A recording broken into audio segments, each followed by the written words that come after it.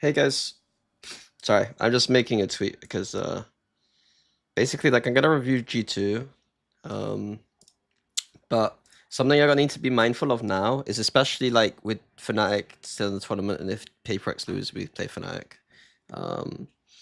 Like these reviews, I have to be a little bit more careful with, because obviously I don't want other teams to watch them. Oh shit! I also got a phone call straight away. I think this means I got a delivery downstairs. 1 second, guys. I apologize. Very bad timing. Hello. Sure thing. Thank you very much. Bye. Yeah, it's the postman. I'll be right back, guys, and I'll come back and say hello. Just tell other people I am here. I'll be right back 1 sec.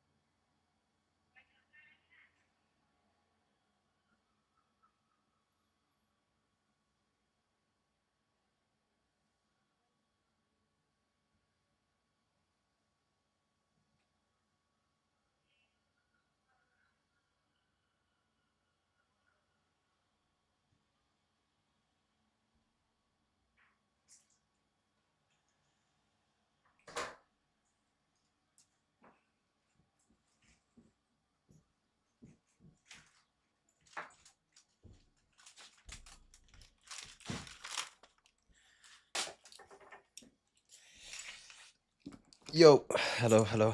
You're like a child left at the shops. Nice. Yeah, that anxiety when the line goes forward and you're about to be served next and you're a fucking child. I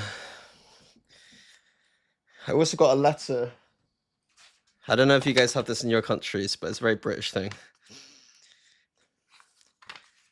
We have to pay for a TV license in the UK if you want to watch the BBC and TV. I don't have a TV, but they keep sending me letters saying that I need to pay my TV license. Hey Purpo. Oh, did you raid? Sorry, I wasn't here. Thank you very much, bro. 268 million fans across the world from Purpo stream. Thank you very much. Hope you're doing well, bro. That's an early raid. That's an early raid. Usually morning stream, I guess. Warming up for scrims or something. Do you remember Sen Rukus? Rukus. I do remember Rukus. I think, okay, this is going to sound like a flame, and maybe it is, but I think Sen didn't really know who to hire as a head coach, and so they just chose someone that they knew. Like, I think that, like, if you look at the start of the game, Sen and G2, both these teams were, like, extremely good at the start of the game by just getting really good players. And then Sen didn't even have a coach.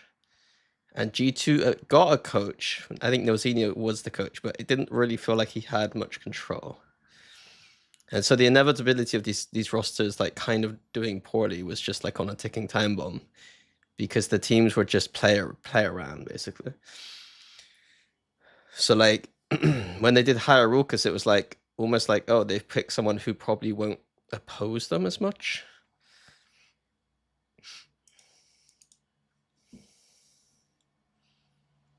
Do you think Fnatic will go far in the tournament?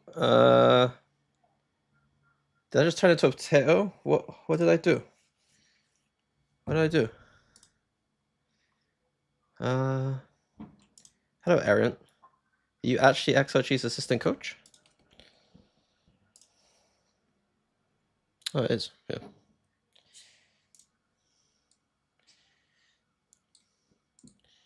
I like this team, by the way. Look at this team. Look at this team. Look what this team does.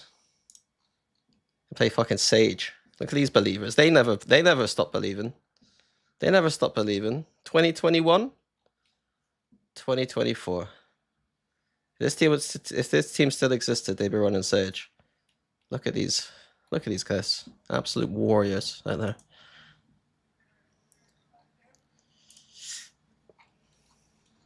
You got your TV license, mate. That's what I hear when I get those letters for the TV license. I hear a man go, "You got your TV license, mate. You got your license for the TV." I don't have a TV, mister. Sir, I don't have a TV. Oh, you gotta have your TV license, though. Please, sir, I don't watch TV. They're saying no. Thank you, Arian. Thank you very much. Sage needs a buff? No, it doesn't.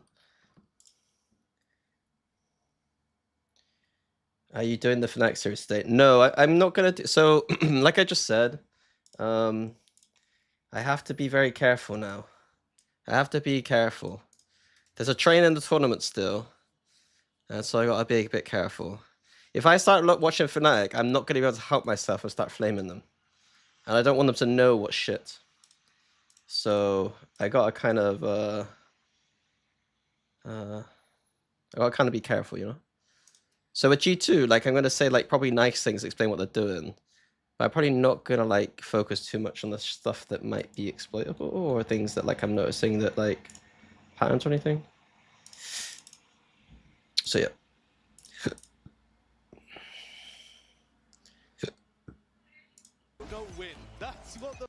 It's not mandatory everyone has a TV license, no. If you watch TV, you need a TV license. If I watched iPlayer, I need a TV license. People are saying back at home, but I think both of these teams are getting hit by that change pretty similarly. Yeah. I think. Okay, so we're gonna focus on G2. So G2, I gotta say I love G2's comp. The only question mark on the comp is the Omen, but I think that like seeing the recent success of Omen, it's like Omen versus Gecko basically here. It is basically the approach, and I do love this idea of the Omen, and I really want to see what they do with it. The reasons why I think that Gecko is good, sorry, is because the attack side planting feels a little bit easier, and the flash is a little bit better. With that being said, the Omen can like smoke off space to like help get you into space to plant. But obviously, Gecko is almost like your 6th man on the attack. On the defense, the Omen, the problem with Gecko, I think, and what I like about Omen, especially in this composition where you don't have a duelist, is that the Omen's going to be able to put pressure on the holds. Like if you watch Fnatic play their Icebox, they're often like off the site very early.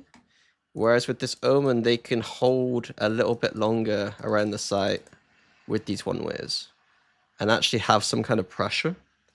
I mean, they got Paranoia for the exec, of course, but I don't think Paranoia is like the biggest deal. Honestly, it's not that big a deal. We'll have to see how they use Paranoia, but I don't really see it being... I don't think there's many lines that are like that impactful for Paranoia, to be honest with you. Like, I guess you could just Paranoia like this, backside or something. These teams are getting hit by that change pretty similarly. Yeah. Hard fought battle over towards A main as well. Seeded up by G2 nice and early. Looking like they want to try and play this one purely for retake. Full evacuation. Raga on his little perch. Dash is going to be. I mean, 1 minute 20 the hour in retake mode already, but it is pistol round. Let me see this motherfucker scale and flank, and these four are gonna retake together. Ah! Now Util's going to be sent flying forwards, wall up on top of it with the paranoia. Well, that's quite a nice paranoia actually. We'll take that for the retake. Wall up on top. It probably just gets here, here, here, and then top. With the paranoia offloaded. Yeah, almost even gets maybe. It's all sweeping across. Going to be sent The timing of the recon was a little bit bad. with the paranoia offloaded. It's all. You had that recon just slightly later, but like it actually, like paranoia recon combo there is really nice for the retake. Paranoia offloaded. It's all sweeping across the side. Not enough to try and push them back, and Midi going to get traded. Top. I always think Bren's saying mini. The top there, Jonah P lurking slightly around to the side here, and there's that Sage coming into play. Jorgamo stinking. Ah, it's so dumb, isn't it?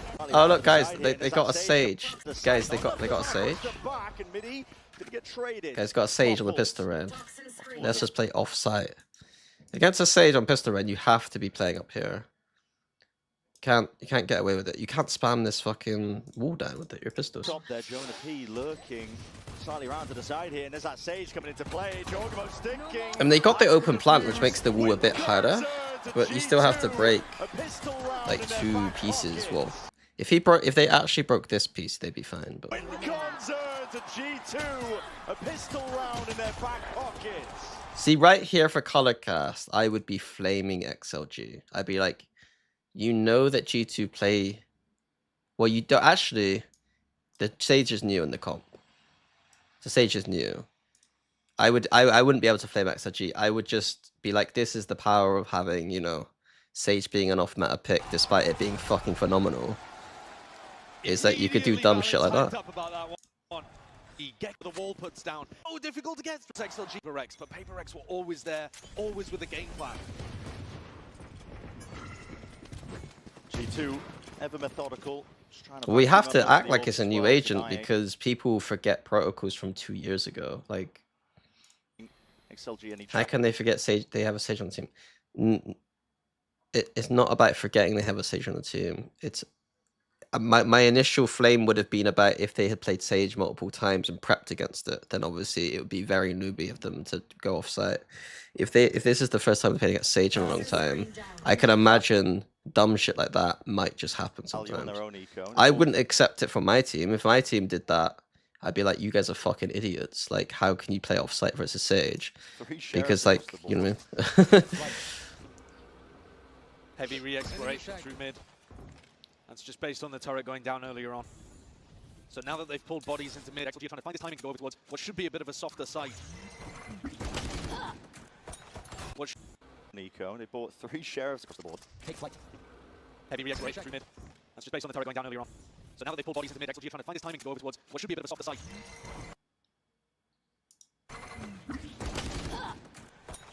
Happy Way's going to be bought in through mid. Nano's one, okay. Midi going down there. But Nano really deep over towards yellow. See the discipline, though, G2. They're not going to give anything up. Even Jonah P just slight bot shot, peeking onto the side. Everybody taking the right timings for it. A nice lead here for G2, and you can squeeze. But the opportunity to redeem themselves after a match that I'm sure they'll believe they should have won in Bangkok. But now Rifle's back online. More opportunities to crack this retake setup that G2 appear to be playing. And the more that you play retake on the sites, the more that you can focus on defending through mid. So if G2 are going to play pretty soft on the sites themselves, that means that XLG... I mean, heavier through mid, true, but this round they're doing 3B. So they're just going for a huge flank. Right? As Coconut and Happy Way were thinking about putting in a bit of pressure mid this round, G2 have stacked 3 players over towards B, currently clearing it out over here. As XLG. I think I prefer that, by the way. Isn't that better? Instead of the zoomy EMEA circles, just do little circles like that. I think I prefer this.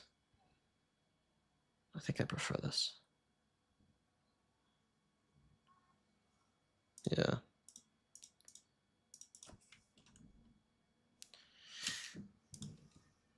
One sec.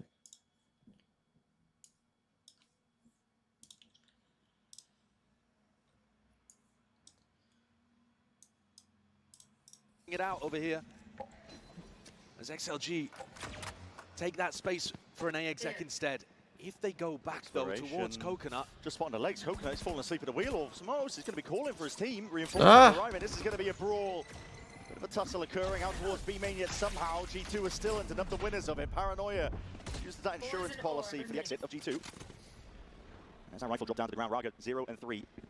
A rough beginning and a rough continuation.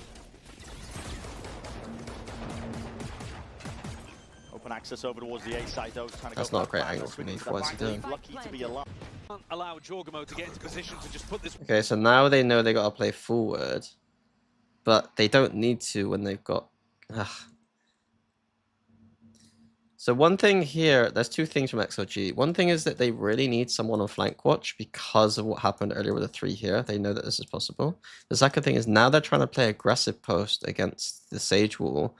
But the reality of it is that they don't need to because they have guns now. They don't need to play so forward.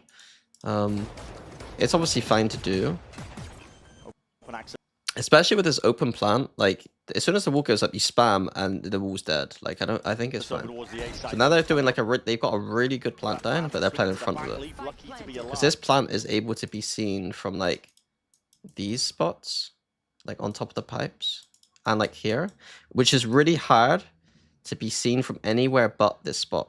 So like, if you're gonna try and kill the diffuser, they cannot be stood here, here, here, here. Like anywhere like this, they have to literally be in this box to kill you back, you know?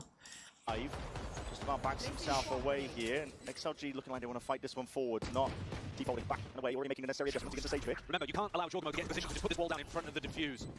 Darts flying sky high, face out to the side, it's G2, plenty of bodies, plenty of action, still XLG, they have those rifles, tucked up close to the side, it's Whiffy, Beaver dropped, and Middy's next, it leaves it all just down a happy way, it's Snappy. He's going to need a bit more where that came from as well. Damage has definitely been done as well. Oh, that's beautiful from Jonah. Is it enough to work with? Tap it on and running him down. For the Guardians. A must-win round again for XLG. Just a low buy though from G2, so not the big deal. Jonah P just making sure to deal with a lot of that. Oh, they do use this swap. Jonah P just making sure to deal with a lot of that early util. G2 open up with the slow orb up towards top. Now the drone as well. Mo going exploring. There's a reswing off to the side. And adjustments necessary. Exploring. Steady aim in the end. It's always G2 driving the action here. They fought over towards B in the previous round. Now they're fighting towards A, and it just drives XLG into the opposite site. XLG need to find some way of disrupting the tempo. And the plant denied. I mean, another one was dead, they just sent the spike into his death. Coconut. Not long for the world. Even if he got past Trent there, I don't think there was a chance. And the plant denied. I mean, another one was dead, they just sent the spike into his. It's so funny how good G2 are at doing this. Coconut. Not long for the world. Even if he got past Trent there, I like look how casual they are, man. Like how many teams would like just be overstacked B right now, fighting to the death, and yet they're just clearing out middle for their retake. Like the tempo. I enjoy watching good Icebox, man. I mean, another one was dead, they just sent the spike. Like it's funny, people complain about Icebox as a map, and I agree it's a shit map, but people don't play it right. Like I don't care if it's a shit map. Like I mean, I do care if it's a shit map, but it's also at the same time like there's like 2 teams in the world that actually play it like well. Swarms on every possible position. G2 have got their number, and Leaf is the one to be delivering that dagger to the back. The reaction to the and that's a great. He was running in first as Neon. G2 Fnatic. That's not the guy that I was watching in China. That's an eco round. Fnatic got some problems, and G2 might have some problems, but that's an eco round for now. They're the most fundamentally sound. Whatever was called into the timeout, adjustments to be made. Probably going to be taken into account. Like if I was like a weaker team and I just ran something like G2 did, you would pick Icebox all the time because you beat better teams all the time. Was willing to take these fights. He steps up to the mark. He's not shy at all. And look at that, like they're playing like they just play for 1 frag and then retake, and they're consistently getting this 1 frag. because they're giving themselves options. The difference between them and Fnatic is that they've actually gone for aggressive options a lot of the time here, XLG might have been and they're not just playing straight for retake. See already, Spike's going to be kept at the plant there. We'll get this one down as well, so it's the post now, XLG, what they got to really work with. Pistols, high ground position, pushed off and away. So now XLG do have to play forward because they got shit guns. Off to the side, though, no, This wall just wins. Into their face, and Pistols have to expend the entirety of the clip. I mean, that should be a vertical wall right there, not horizontal. It's happened already. It's overwhelming. Play, Those post plants really tough if you're planning to play away from the spike to any degree. And then if you're forced to play on site, you're going to get. See, I think Josh is doing well to note all this, but I really do think there's a difference between when a team is low buy versus full buy. If they full buy, I think you can get away with. I think you can get away with playing off site. The things that I would probably do though are maybe not plant so much on the side where they could do the vertical wall. Because obviously if they plant on the side, like I guess what I'm explaining here is this is very micro stuff that's like a bit nerdy, but like obviously like this plant is usually one of the best plants, if not the best plant. But the problem against it versus Sage is they can just like do like a bit of a vertical wall on you and then just full diffuse, which is bad against guns and whereas like this plant you could try to vertical wall, I guess you could try one. I guess maybe it does exist, but it's gonna be really difficult. So like most people are just gonna kind of do like a. And then the most important thing is, as long as you shoot the wall, as soon as it's up, it's got that vulnerable state for a little bit. You should be able to get most of the blocks down and not be too much of a problem. The other option against Sage is to simply plant up top site. But there's that weird bug where like you can diffuse from like the box, right? And they could just be walling up and then diffuse from the box, I think. But this is probably, that should be the game plan versus Sage, I think. It's just plant top site. The problem is they got Gecko planting. Gecko planting top site can be a bit of an asshole. Wingman could fuck you over. If you're forced to play on site, you're going to get hit by stuff like the Paranoia. Now this round, G2 have Sova ult for plant denial. Killjoy ult for retake. It only gets more difficult. XLG need. You think people should play Odin more in Icebox? Maybe slightly more, but not really. No. Of ultimates here. XLG could build towards them. Still have the thrash as well in their back pockets. You can wall off 410 if they plant nest. You can, but it's not a good wall. Like you can just break the wall. They get the retract. I think it's broken. Sound like it was broken. It was definitely aiming to be retracted, but it did make the sound line as if it was broken. There should be a 40-second cooldown there. Wait. No. It did make the sound line as if it was broken. Oh. There should be a 40-second cooldown there. Wait. The tower broken. Reinforcements immediately. So now G2 have their ults. They are just playing for retake on A. What we want to see from XLG is them to get this Killjoy ult and go, but Happyway's being a noob. Basically, one thing that I think Devi, when Yinsu asked Devi what I helped him with specifically, he answered like using ults in my lurks. Something about he was lurking too much and using ults. And basically what he was trying to say was that there was a note I gave a while back where like he was lurking a lot with his ults, and even sometimes when he's one away from ult. And like this is just bad, like it's bad, like it's not very efficient. It's like Happyway's doing the same. So it's like if Happyway was with the pack right now, he could get the orb and then just use the ult. Or if he was Viper and he had an ult, he needs to join the pack, right? So he can ult. Like your win condition in the round is your ultimate, not your lurk. Like your ulting is more important than lurking. So just a little insight there as to like his answer, I guess. Mid, the question marks. This drone is going to be going straight down, potentially broken. Is G2's Icebox stronger than Fnatic's? I think they're showing me ideas that are stronger. Yes, it doesn't mean that they will beat them. I think there are some more things here. And now they're making a predictable reaction again. Fast into the A site, hit by the lockdown. Yeah, and it's going to be stunted, pushed back and away as well into the arms of Jonah P. They have more options than Fnatic right now. Guaranteed. Just about the idea will come with anger, fury, a determination to win. XLG, no respite for them. knocked down to this lowers, and they unfortunately have to contend with a team that everyone was calling before this as one of the best teams in the world. Yeah, I don't think there's another way of slicing it at this point in the year. It does look like G2, but, you know, if they lose this match, then suddenly all of those narratives get flipped on their head entirely. Gone. Yeah. Slowly creeping past the boundary. And even here, like, how many teams would actually be like stressing out right here? Up and now XLG slowly. Like, these good Icebox teams don't stress out in these situations at all. Past the. They like all the other teams be stressing out, trying to like stop the plant, trying to like fucking do stuff. It's like, look how like they got the line here, line here, line here. They're fine. Boundary, dart into the back as well. Smoke to try and obfuscate as well. Cut off to the side. Jonah B is going to be holding this one back, and he's got help from the rest of his team. They come up. It's so good Icebox feels like to play against. It's just fucking annoying. Some of the 3 of them have only died 1 time. I haven't watched Wolves much, so I can't really answer the question. I watched one VOD of Wolves, I think, and I was pleasantly surprised. I don't think that I have not watched them enough to give you like a TLDR of their strengths and advantages. But I was pleasantly surprised that they were like quite good. I mean, they weren't like the best team at the event, but He's going to be punished for it. Jorg is trying to get a Sage Wall so that he can land above their heads, but he's... Wait a minute. He's either missing it or he's not taking the timing. Potentially biding his time as well. He's trying to TikTok wall. Drone broken. Miss Sage. Wait, why is there a... Bro, that's so funny. Look at the prep here. Look at the prep.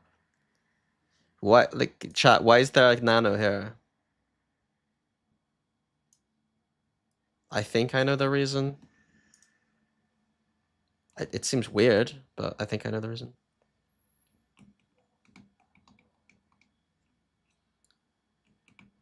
Yeah, it's for the Viper ult. So I think XLG must have a Viper ult strat where they run up here and then ult the kitchen. And they're just using that as delay. Sitting at the top now. Or it's just a random nano that Leaf accidentally Money in the bank is brimming almost at cap here for G2. And G2 have actually changed it up slightly. They're playing on with their Killjoy util. There it is. Hold on, trying to play off. It's so funny that the one round they play yellow setup, they lose. I kind of feel so, so justified in my hatred for yellow every time. Hold on, trying to play up onto one side. He's going to be punished for it. Jorg is trying to get a Sage Wall so that he can land above their heads, but he's... Wait a minute. He's either missing it or he's not taking the timing. Actually biting his time as well. Okay, drone broken. That wall, if he hits it, gets him an angle to kill people who... Wouldn't Odin towards Snowman be good for Viper players? It's okay, but the problem is you can't still spam this line. And then if you're sat there Odin spamming and they start pushing through, they will probably kill you. You have to be very sneaky with your spam. XLG are trying to work the map a little bit here and trying to work... It's not the worst idea though. I think it's pretty good idea. Now the lockdown, Anton, be ideal. He's win. It has to be. It's a can't lose kind of situation. Investments they've got as well. Raga's over peeking. Potential rifle spam, I think, through the wall. It might have just caught him. Unaware. Smokes are going to be dropped down now with a dart towards the back, but again, the pit obfuscated. Omen should be TPing top side, right? Top yellow, top white, so top yellow. Right here, wall needs to be broken in time. Like they should be up here doing this stuff. Yeah. My God! Jumps up and over, tap onto it, and it is just rooting out. The last remaining player of Coconut did not stand a chance. He plays out like that. Confidence is sky high. He hops just a must inside the Vipers, and at least using things on the players. 7-1. It's only going to get much harder.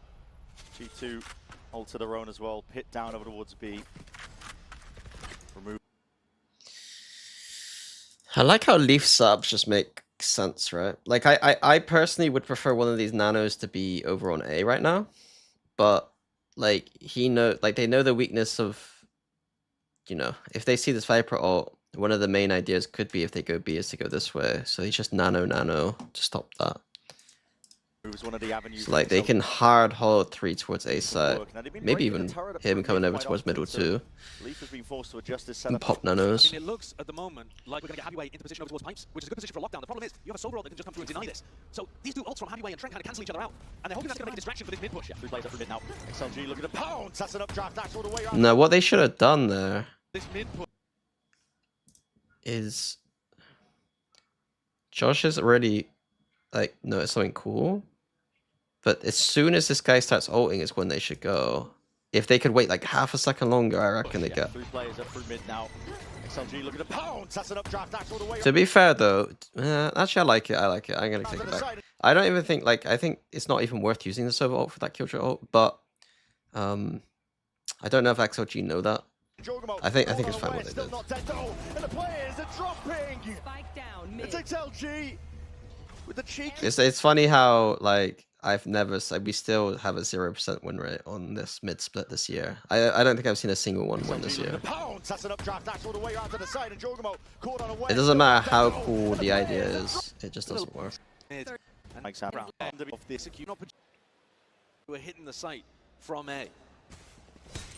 Are we keeping it simple for the final We haven't 2 seen rounds? Hara At mid least on the split. eco here. Looks like XLG are just going to send it. It would. Try and send it though. It Sova won't has work. been going up towards It Bell. won't work. Almost every other round the Jorgen has been playing it. Slows down the initial approach. Flash up and over. The weaponry is not ideal. That's going to be broken here. And when one team has so much confidence, it's just a single player holding B. Because they're never worried. Not push back really at any point.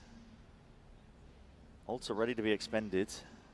They want to, and the angle just not quite cleared. At least it was, he thought it was. Yeah, he peeked screens a couple times with that Marshall. Yeah. And Valen peeks with the drone. Raga's got to be thinking about that. He's 3 and 10 right now. A brutal beginning, but so reminiscent of their first match here. Mistake here from XLG.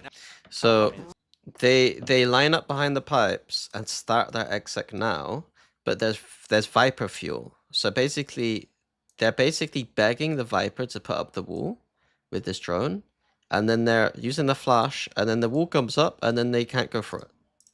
Brutal beginning, but so reminiscent. Now if they want to go, they gotta run through a Viper wall. It's hard to watch in some ways, to be They honest. gotta run through a fucking Viper wall.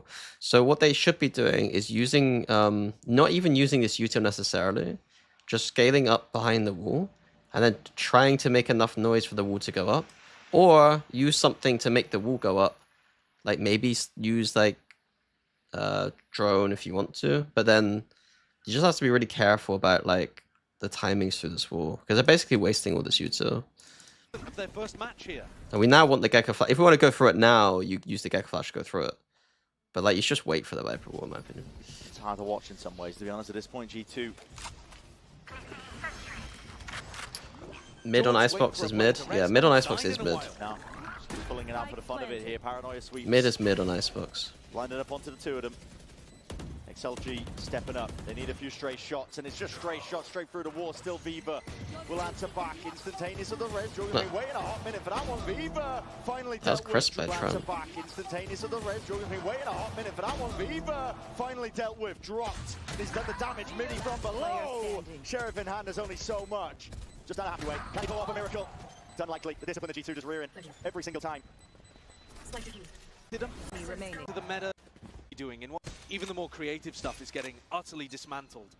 And this feels like That's a cool. last hurrah for XLG as they head over towards B. Can they at least I haven't seen that before, the more honestly. creative stuff is getting utterly dismantled. I'm surprised I And haven't. this Maybe I have and I've just feels forgotten. like a last hurrah for XLG as they head over towards B. Can they at least apply a curse?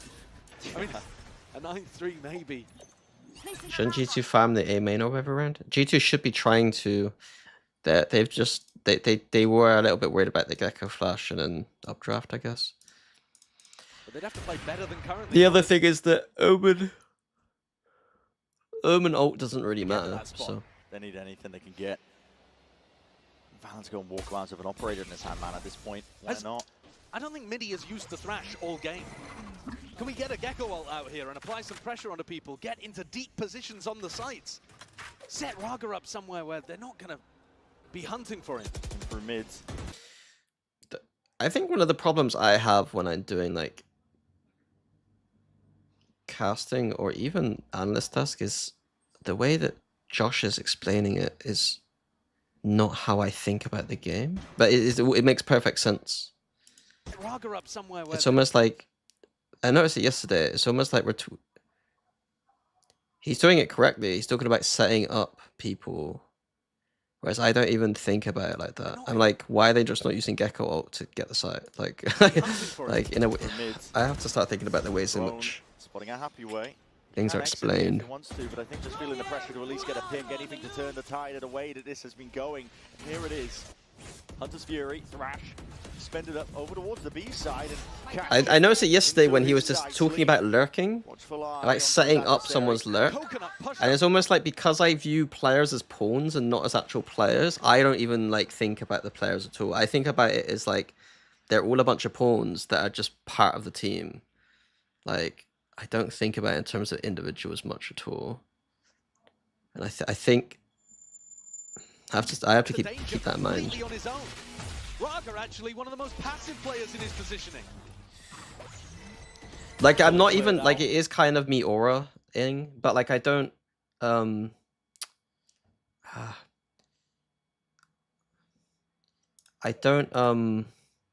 don't mean it like that either.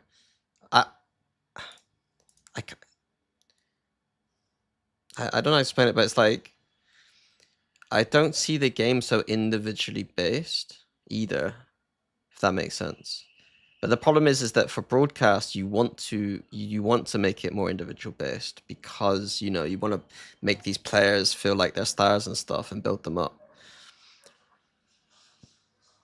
But I see everything through the lens of a team rather than through a player, if that makes sense. I think that's probably the better way to do it. And therefore, because it's like me seeing it through the lens of a team, the individual doesn't matter. If anything, it's the opposite of Tory mindset. If anything, it's literally the opposite of Tory mindset. But a go of it doesn't earn you a round. If anything, Tory mindset would be to talk about the individual. You can talk a little bit about Happy Way and whether or not you should have expected that corner after he got pushed off in mid. But the players on B had a Thrash to try to work forward, and it was only Coconut who took any space. Am I a commie? He gets caught. Unlucky, you could argue. But where's the rest of the team? I am sympathetic to to Max's theories. Some of the loudest cheering. One here, half of Icebox. And you're going up against the Operator on one side, the Outlaw on the other. 3 players on light armor, and a half that looks unrecoverable. Jiggle Jorgamo. Sole defender over towards A. Many angles of which it can be spotted at. Sole defender over towards A. Many angles of which it can be spotted at. And yes, he is plucked out of the picture.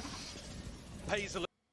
I mean, this isn't it's not a very good talk. If you say I'm a commie and then you say don't you like money, like as if those two things aren't like. The thing is that this, I'm not smart enough to have this conversation, and neither are you. If those are the questions you're asking me. Try and push them back and away. Raga overstaying his welcome. And remember now, Jorgamo dead. That means no Sage Wall to be able to get that easier diffuse off. So a lot of it's around the smokes. Paranoia is perfect. Raga, that's instinctual. Right click with the knives and he's stepping all the way up and through. Finally though, dismissed and dealt with. Quick little peek though, toppling, and as the mollies are going to go. I mean, that's for facts actually. They actually got that opening pick. So when they do get that opening pick, it's probably GG. But they couldn't get any of the openers this half. Do you like Omen better than Jet and G2's comp? Yes. Yes, I do. I mean, the report. Yes. It's actually, to me, a conversation between the Omen, the Jet. Like, I think actually, to think about it here, I think that I think this is almost necessary on this map. I think this is like S++. This slot could be a Gecko, an Omen, a Waylay, I mean, a Jet, or even a chamber. I think all of these are valid. And the irony is that like look at the comp diversity with just this. And yet we only see 2 teams in the world playing it because Sage people. I'm gonna put what I'm gonna do now. If teams start copying the Sage, I'm gonna put them on a list of teams that are just little like, you know, there's like follower teams that just like they're all too scared to like do the thing that's good, and then they just copy G2 and Fnatic. Like, oh, I can't play Sage. No, no one else plays Sage. No. Oh, no, the best teams in the world play Sage. I guess we'll play Sage now. Everything.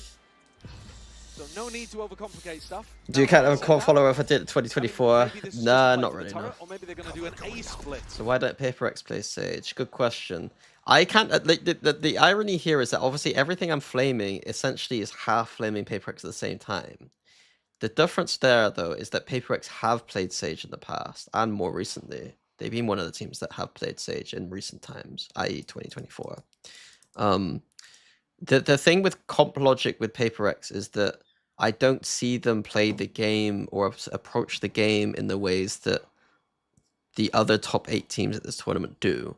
So, like, I don't think that the compositional logic kind of goes out of the window a little bit with their team. I do think that, like this comp would not suit PaperX. Let's be real for a second, you know what I mean? I don't think this comp suits PaperX. The styles in which you have to play don't really suit them. It would be interesting with like those opening aggression rounds if like they could do some of those aggression rounds, and then naturally be good for retakes just because it's natural as the comp.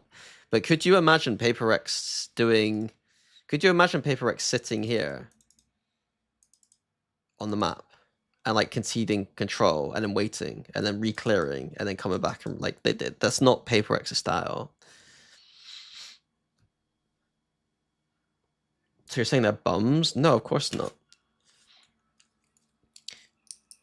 I would argue that the things that they are struggling to do, or the things that aren't part of their style, are part of the reasons why teams do win trophies and why they've not been able to like push quite past that mark, I think. And so like I do think that there's some argument that I think thinking about it a lot, right? Because like I've been helping them out, but like I've been thinking about it a lot where it's like I don't want my help to just be like a short-term thing in terms of like I give them some ideas, they just keep doing their thing. I do think I want to give them some insights as to like, okay, like let's say Toronto went terribly. What would the next steps be to like make PaperX slightly change? Because I don't think they're ever gonna not be PaperX, because that would be stupid. But like, where can they find the value in sometimes being able to stylistically do things that they're not comfortable with? Thank you, Clean. Thank you for that.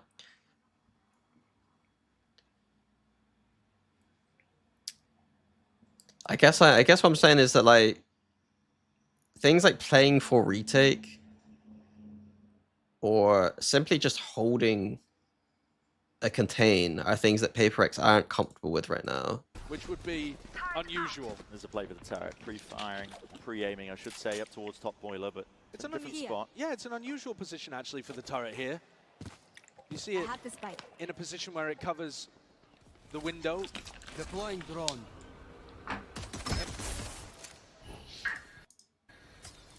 How much of teams not playing Sage choose the Judas player unwilling to play Sage or Omen? Nope.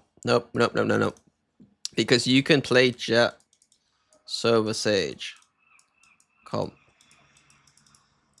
The problem is not because of this. This is a new development where Sage now becomes the duelist. It's not because of that. It's because teams thought KO and KO was good. They preferred to play KO than Sage. 2024 was a bunch of KO and Sage, and then Gecko, which isn't egregious because Gecko can actually plant the spike, but it's not as good as Sage in my opinion. Presence shown here by XLG. And a pretty similar game plan, right? Where they're going to fight over towards B, they're going to try to get I do like infiltration Sage on Ascent, and play a retake style on A, where they have a Top point. be unusual. This is just a play for the turret, or maybe they're going to do an A split, which would be unusual. There's a play for the turret, pre-firing, pre-aiming, I should say, up towards top boiler. What is that smoke? It's a different spot. Yeah, it's an unusual position actually for the turret here. You see it in a position where it covers the window. Deploying drone. But the presence shown here by XLG. And a pretty similar game plan, right? Where they Drone. you see it in a position where it covers. I don't really get the smoke. I understand this smoke. Deploying drone.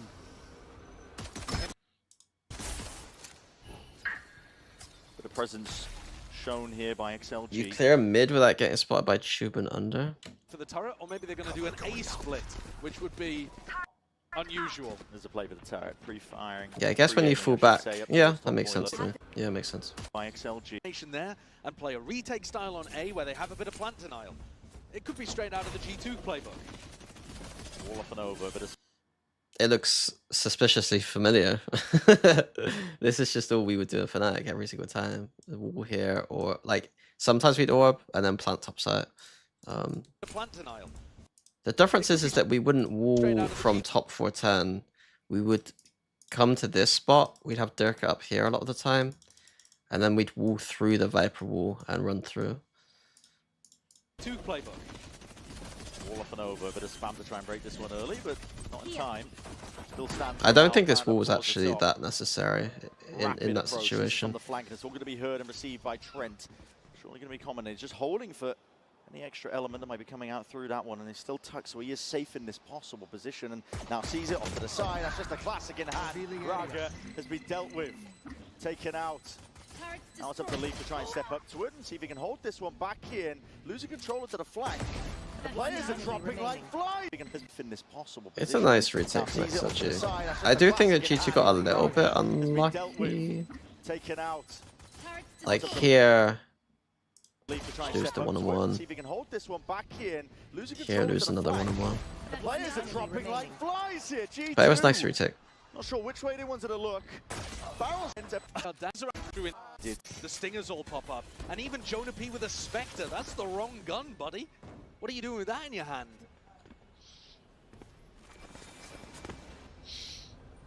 We've seen G2 rip the unsuspected. I like this. What are you doing with stingers all pop up, and even Jonah P with a Spectre? It's kind of weird though, because they used this smoke on their attack, but they used it on their defense too. So it's like almost like that Viper Wall theory. It's like, why are you doing the same smoke on attack and defense? That's the wrong gun, buddy. What are you doing with that in your hand? A bit confusing. We've seen G2 rip the unsuspecting. Tear them apart with the stingers in hand. Peeks off to the side here with the Outlaw.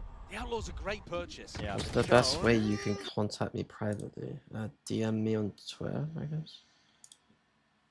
Jonah P looking up through mid. There was a chance of the timing there for him. Depends what it's about. Snaps right up top. If you're just going to ask me a question, then my Discord ask me anything section. If you're trying to pay me money, then my email.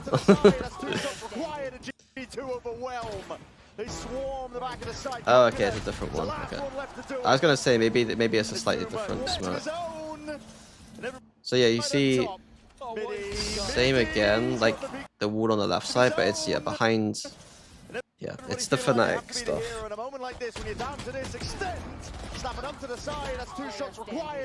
Bro, G2 Stinger buy is so good. was essentially playing. There's a video idea there actually. I might write that down. I think that's a good video idea. Like breaking down like the G2 Stinger buy, but then also showing like all the kind of rounds they do it on and like how it works.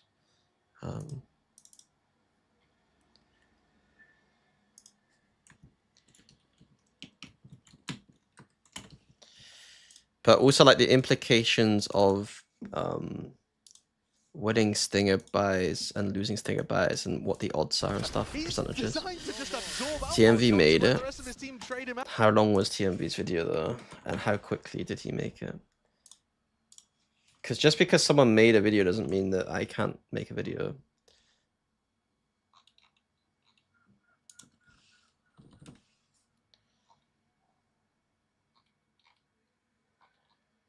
I can't even find it, to be honest with you. Out. A beautiful idea to counter the Outlaw, which itself was supposed to be a counter. It was to the Stinger statistics, Force but they're fight. not really a And breakdown. G2, Okay, they're well I back would in I the would use ascendancy. statistics and I would use examples of what they're doing. I mean, he didn't buy a weapon last round. It was just a full armor and a classic. Yeah. Are they so good on these rounds because they have a certain protocol for them, or is it the mostly micro and being better with stingers? It is a combination of the fact that they have realized that this is probably the best play to make percentage-wise and make sense in terms of data. And then they have specifically tailored strategy around it. And then because they've practiced it a lot, they're getting very good with stingers and increasing their odds every time. He knew what his job was. Yeah. And just like that, win. Teams should be expecting G2's force buy, yes. But what does it mean to be? It's not like they're just like playing like noobs against it. It's just that they're like, they haven't practiced enough against this kind of buy to know what to do exactly. And it's a bit scary. The sales here for XLG. Yeah, if they There have isn't a like an hope, it easy does counter appear to to be it. dashed against I the don't rocks. think. There might against the be, backwall but I with haven't relief. thought of it. Buying outlaws. Getting You could pressured buy as an well. outlaw, but the problem with buying an outlaw is it depends. You have to be very specific as to where you're playing on the map, because if you're them retaking with an outlaw, it could be a bit annoying, I guess. You'd have to think about it. I think outlaw is probably valid, Really rotating defensive players around to try to catch. but even then, like, isn't there situations in which they have full armor? Okay, they got half armor here. Only Joke has full armor. Okay, so mostly it's going to be half armor. Two, they're The full armor and a classic. yeah. Sales. If you're very smart, if the methods of lots where lots of people buy stingers, you should be able to look at their money in an instant and be like, okay, they don't have enough money for full armors. We should buy an outlaw. against And the then backwall sometimes here, you can be like, okay, well they definitely do have full armor here. I'm not Pressured going at to a buy moment's outlaw. notice. Backs himself away to a safer position. But XLG, having heard nothing on A, are not really. Do you rotating like the defensive force on players around to 10-3 try though, to catch. even though it's high win percentage? That's a good thing. That's a good question, actually. That's very interesting. So when you're very far ahead in the rounds, is it worth force buying?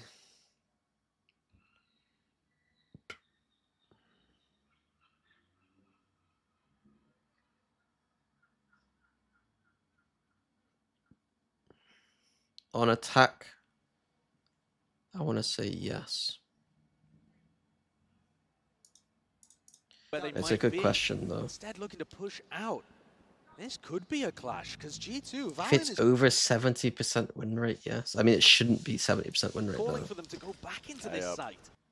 I mean, if they are winning more than they lose, then yes.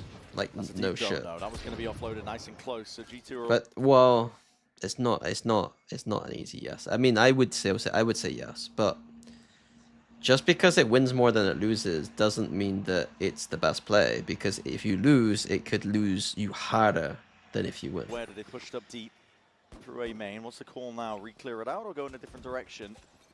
In through mid. Happy way. If he just stayed where he was, he would have heard so much information. Just getting antsy. I think your comment, everybody feels like they have to be the hero right now. It's so accurate. When you're down like this and none of your standard ideas are working, 30 seconds left. you feel like you've got to take more and more risk. Stepping forwards, Raga cheeky with the shot. The flash does connect, but Smoke's going to be obfuscating. And it's down. When they won the pistol at the very beginning, they were losing it. Placing swarm grenade. All laughs now, though. Or was it round 3? Anyway, whenever they won that first round. Or was it round 3? Anyway, whenever they won that first round. Oh. Round 3. All laughs now, though. They were So I'm just trying to see what tech he used for that drone. He goes on the half of the ramp and then laughs now, drones. though. He doesn't instantly drone from the bottom. Or was it round 3? Anyway, whenever they won that first round. Oh. Shoelaces gets caught there by Trent. Again, they pushed out A in the... Blocked by the barrels. Could have had an exit, perhaps, maybe, but Middy's going to be dropped. Okay, so they do Omen Smoke, Omen Smoke, Omen Smoke, Omen Smoke. because they have this wall, they can sit backside and kind of actually cover the plant quite well, so it makes a lot of sense. Now they've gone over to B. Trying to P. Oh, he's in transit. He's blocked by the barrels. Could have had an exit perhaps, maybe, but Middy's going to be dropping him nevertheless. I mean, to be fair, it's a very new map, isn't it? Those barrels Yeah. only just got recently added. A lot of changes to Icebox recently, so. 44. Rifles in the hands of XLG, and they're stomping, they're marching. They know it's the last lifeline here for them on Icebox. Time to make a go of it once more. Stepping forwards here with a flash, that's a bit of an indicator close to the corner! What are you doing? Cycling the U-turn. Giacomo is let loose and unleashed and leaves it down to Coconut in a 1v2. All for the map. All here and now.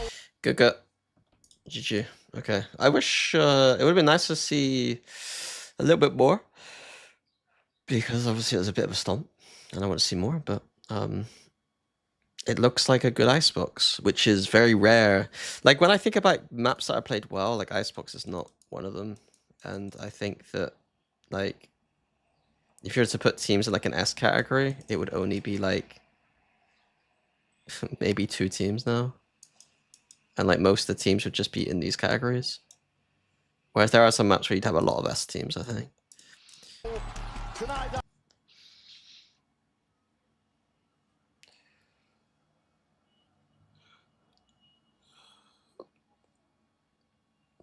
With which key do I 2 times B? I hold left click now.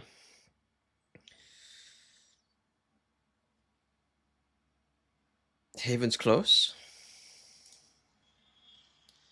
I mean, it shouldn't have been close given this defense scoreline. I think they fucked up their attack a little bit if they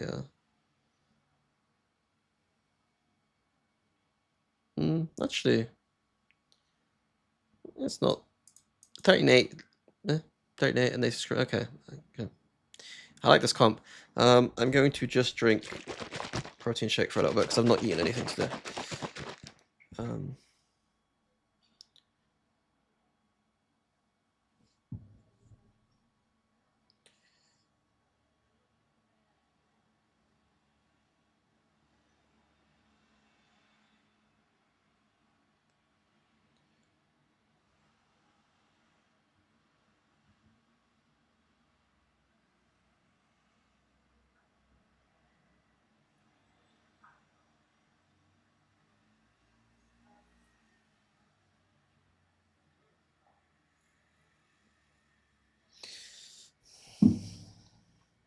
Sorry.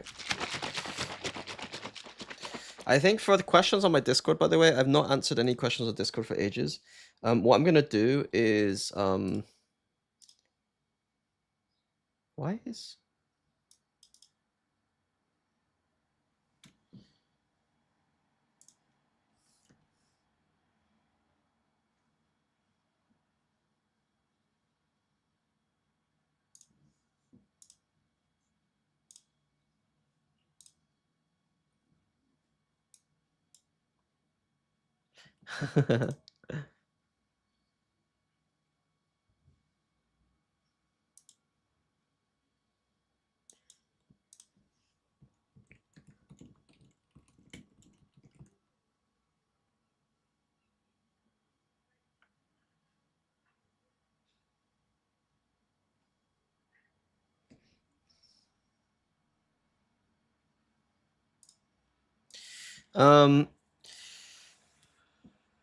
I would want to acquire the game knowledge that the top tier coaches and analysts have the best way. You okay, we're talking about Marxism.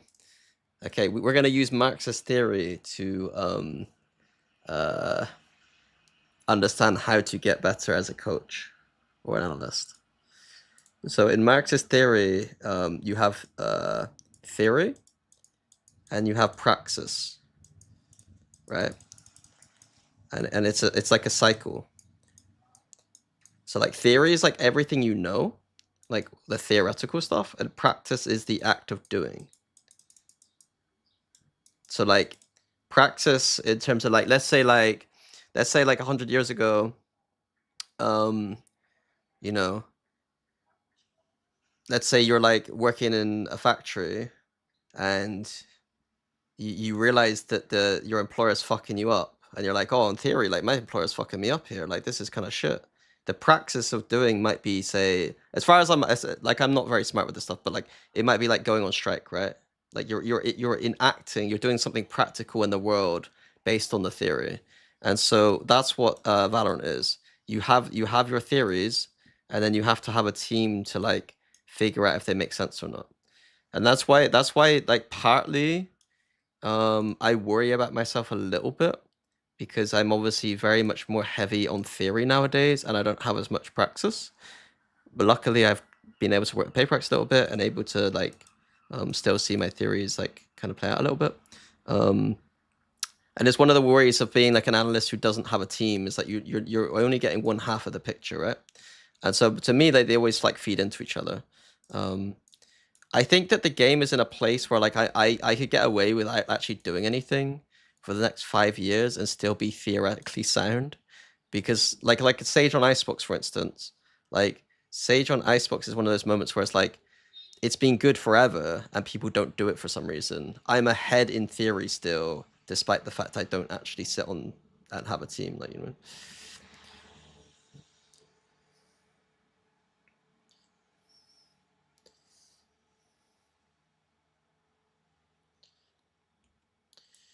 What's the lowest rank a player could be and still perform at the bare minimum level in pro play? I barely scraped to Immortal 3, and I think that I could play in. I could probably IGL a tier 2 Valorant team. VCT level, I could maybe. Like the thing is here, like I'm like, let's say like I'm Immortal 2 right now. No Immortal 2 in the world apart from me is probably going to be able to like do that. And then when I play it, if I was to play in a team environment, I would go back to ranked and be not Immortal 2 anymore. You know what I mean? Like I'm going to go higher, you know? So, and then also I'd be doing a lot of cooling too. So it's like, so bare minimum is like, I mean, realistically, a very high Immortal 3 player could maybe, like, there have been wasn't you know, a very, very high Immortal 3 player, Radiant player could sub in and do like okay in a couple of games, but it's obvious that they're not good. I am going to co-stream later, yes. Based on that, which coach analysis do you think is strong in theory practice? There, we can never know who's good with the practice element of it.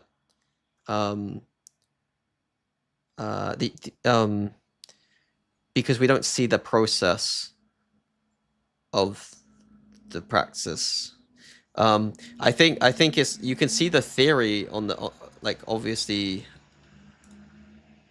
you can see a lot of the theory coming through in comps, you know. So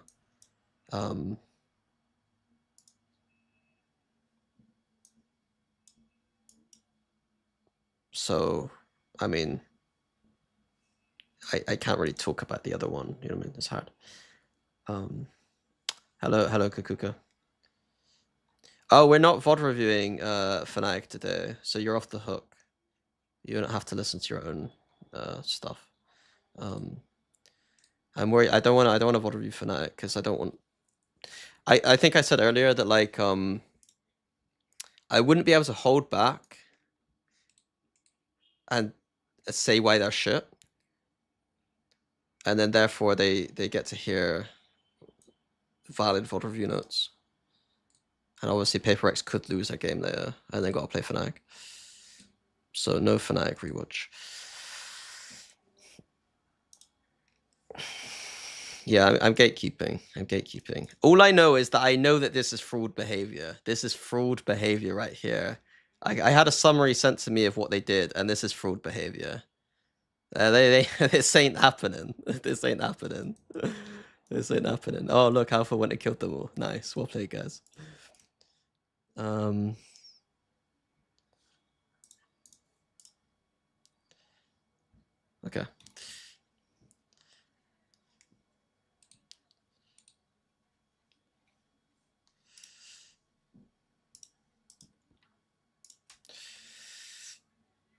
They're also terrible throws. Okay.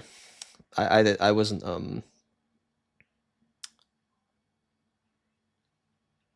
he was just walking up cat everywhere. I mean, that kind of makes sense. That kind of does make sense. Does Mini not leak because of wanting to stay neutral or out of sympathy for a team? I'm a consultant for PaperX, so I'm trying not to. Yeah. If I wasn't consulting for PaperX, then I would be shitting on everyone.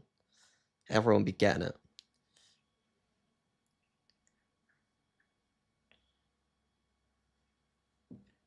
What's gatekeeping? Gatekeeping is when you keep information away from other people. Usually in a position of power, because I'm such a powerful man. Okay, Haven. I'll be honest, love it. I'm starting to think in my own so okay, this is like theory praxis time, right? Theory praxis. That cycle I was talking about before. I have theories about Fade in the meta in general. I've always been a Sova believer, a Sova lover, and I've not really been a Fade believer up until like more recently. And so I have a theory that Fade is actually better than Sova on a lot of these maps now. But I don't have the praxis to actually go and test it. I can't do my scientific theories and like I can't do my science now. So I've got to watch other teams. I just hope they're good enough to prove it to me. Across the board. What was our Icebox verdict? It was the best Icebox in the world, I think. Why is PaperX here? What are you doing here?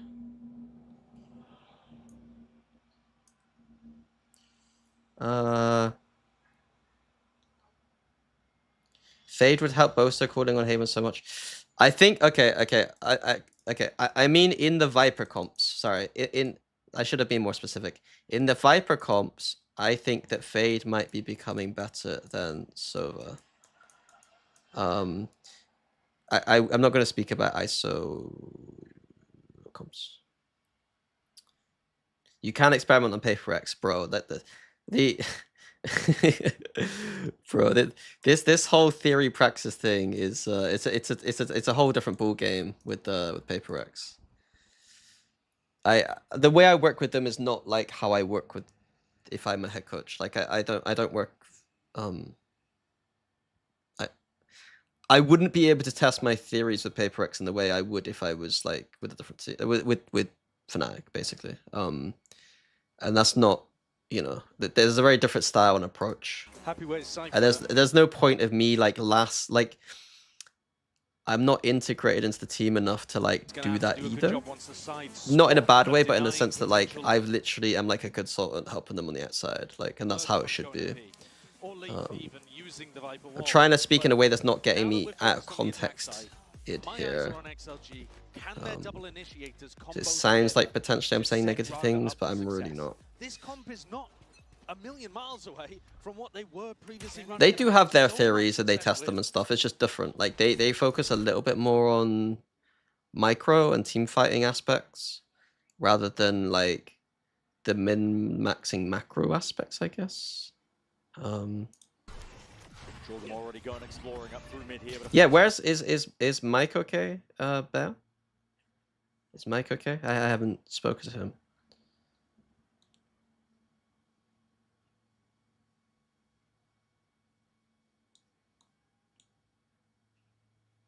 Okay. He's playing League in it still. Okay. How was yesterday? How was yesterday? It was okay.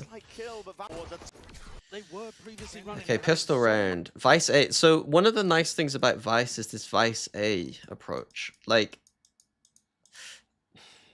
I want to give a bit of a history on the map. The history on this map is that people tried to play Sentinel agents on A site for a long time, up until probably even last year. I'm just slowly realizing that it just doesn't really work, and it's more like a mix-up idea. The only time you really play a Sentinel on A is if your Killjoy ult retake setup, where like you're like running away and they're just killjoying the corner, or you're a Cypher sitting in heaven and you're praying that the other team's noobs are just going to run through your trips. But with Vice, and the reason for that is that holding a site is almost necessary to win the map, and retaking a site is kind of crap unless you have flanks. So most teams, they will always just flood hold A with like 3A. So that means that Cypher and Killjoy are kind of not good playing A. But the thing with Vice is that the Thorns are so good that by the time the Thorns stop and they can go through the Thorns, you can have 3A still, and maybe even stuff going on here. So Vice is an agent that actually can play A site, which is interesting to me. Much success with. You're feeling very self-conscious about it?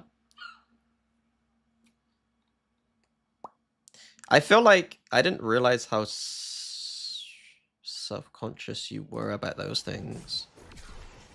Jordan already going exploring up through mid here with a flash and a horn towards the top. I think that's probably a good thing.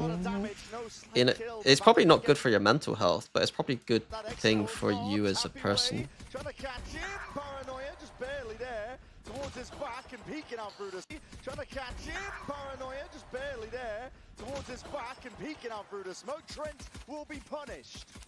There, that exit or not, happy way. And then the other thing I want to talk about, sorry, I want to talk about more stuff before we even go in. This wall is absolutely the best Viper wall defense wall, and I really don't like Genji's wall, and I'm still a bit annoyed at Fnatic for not being better, like on their attack side against them. This is the loud wall, I would call it. I think it's slightly different than the loud wall. I can't remember the exact micro, but the long story short is it gets this, and then sometimes there's this section at middle for the Yoru to like push down and stuff. So Killjoy turrets don't spot you walking down to the corner, which is kind of cool. It means you got to go through garage, you got to go through this, you got to go through this. Like it's a fucking phenomenal wall. Walls that actually are like going from passive areas to aggressive areas on the map and cut off multiple. Like look how many sections it's cutting off. 1, 2, 3, 4, 5 sections it cuts off. Like 5 use cases for this wall. It's like these are like almost you almost couldn't design a map to be more perfect for a Viper wall sometimes. Like that's how fucking sick it is. Yeah, you want stonks walls. Either negative stonks or positive stonks. You don't want any of these fucking boring ass neutral walls. Like Icebox is like it's why Icebox there's people like, you know, G2's old assistant coach Wendler or helper person Wendler who like on Icebox was trying to get away from this like horizontal wall. It's because horizontal walls are usually shit, basically. Why are they shit? Because all they're doing is basically you're basically drawing the, like, I guess the way Anders would describe it is you're like drawing the battle line. So your battle line's drawn here, and you're basically saying attack, come, you could take all the space if you want to. Whereas this is being drawn out where it's like the attack is not allowed to just immediately get this. You then have to go through that, you gotta go through that, blah, blah, blah, blah, blah, blah, blah. You're not conceding space. Now, these are the kind of good walls usually. There are probably examples where horizontal walls are good, for sure. Breeze is an example where I think there are some good horizontal walls. Icebox has good horizontal walls. There are probably better non-horizontal walls. Sunset's probably an example too, where we're seeing teams using horizontal walls, and they're not very good. And why I don't think there's many very good Sunset teams right now. Flaming my wall. No, this wall's bad. Sick. Come on. This wall compared to this wall's so much better. This wall is like, this wall's still good. Don't get me wrong. I still like this wall. But like when the opportunity cost is at using like this wall instead, like this wall with this orb, I think is just better.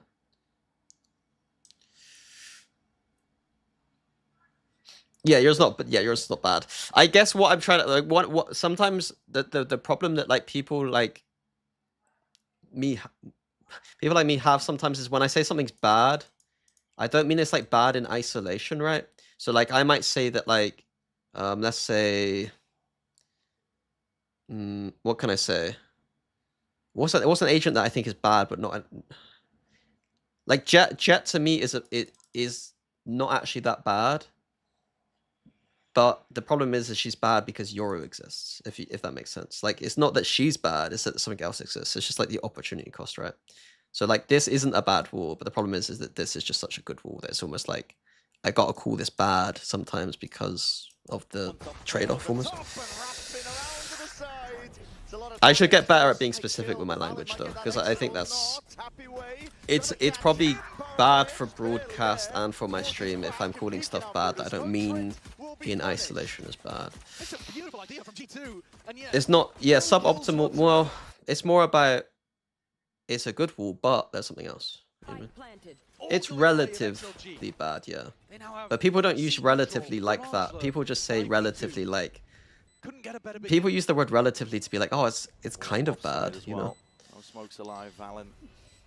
And yeah, instead of me, I'm just like, this wall's fucking dog shit. Top of it. This wall's dog It's shit. inevitable at this point. XLG gonna be able to get that strong start they were hoping for. Raga Do you from think they behind. buffed Jet because of Yoru Neon domination, or they nerfed Yoru? Down, but his team has got it all handled. I think Jet's in an okay spot. It's a really nice idea. The flash and the haunt. Caught onto 4, 5. Yoru's still, like, you gotta remember, this game is balanced via ranked most of the time, with some pro play in there.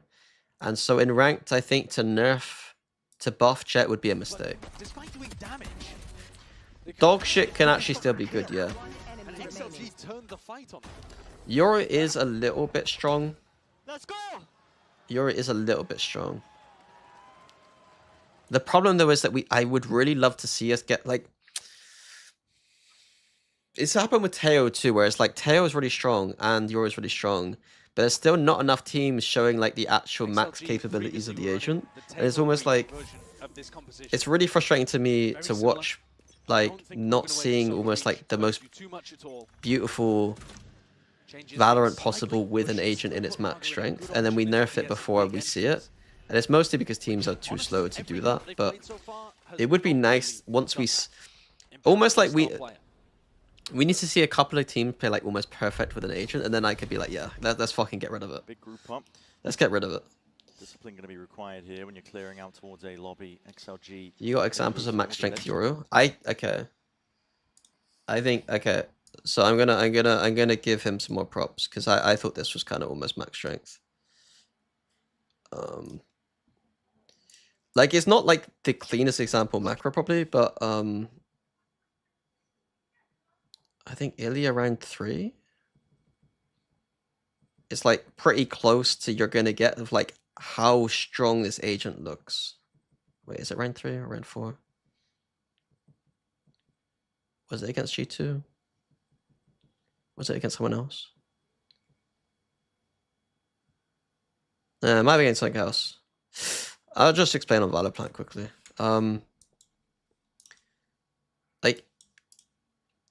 Like he went for a pick here at the start of the round and immediately got a kill, and then had a TP on this side of the map and TP'd in, and then was able to do like a flash reclear on B main with someone else, was able to establish the line for Jason, and then technically was able to then, I think, TP back again to A. Like, he was able to do 1, 2, 3 things. Like, aggressive, and then, like, flood. Like, that to me is, like, it was like a round where it's like, Jesus Christ, like, how sick is Yoru, man? Like, imagine being Jet in this moment. That you couldn't even compare. It was Team Liquid. Contacting the barrel might just be sticking out towards the side and expected here by Raga. I never understand how so many teams go away from Yoru and Vice, but because Teo is gone, yet keep a breach. Yeah. I can understand Teo. I can understand Vice a little bit because Vice nerf plus. It's the irony to me is that like the play rate of Yoru goes down means that the play rate of Vice should go up because like there's no Yoru to counter you.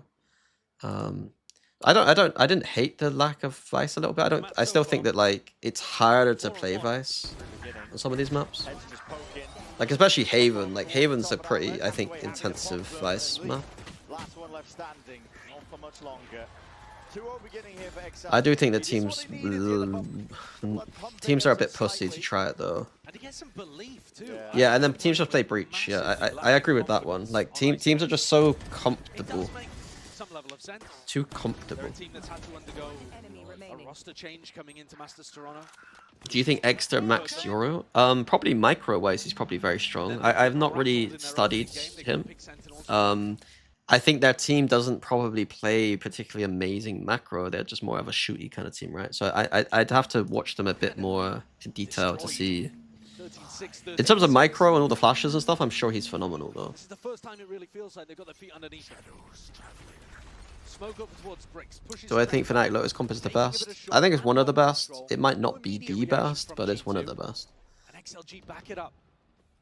They are a team that's good at playing the macro usually.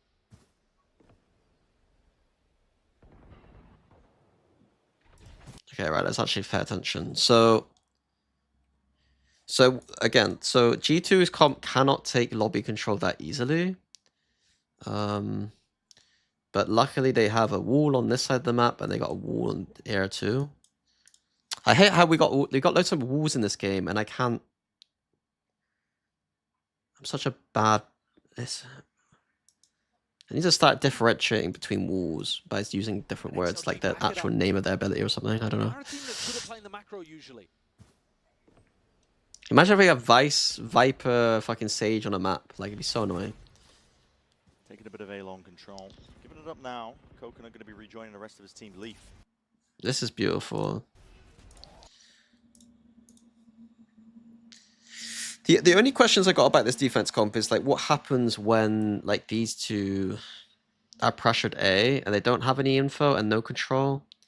Like you see this already. Like we see a third person coming to this spot, which is probably the correct gamble given that we have info here and we have all this util towards garage and B. But I have a bit of my eyes on this a little bit. Oh my god, that's pretty big. Flash and a drone up and over. Dawn's dead, but a bit of spam for the wall. That's crazy. Saving you from much here. Raga. It's off to an absolute heater. Beginning here of Haven. And then they just go A into. It's allowing them to stack 3 players over here towards A.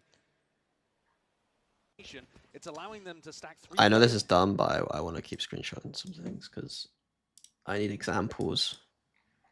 I need examples.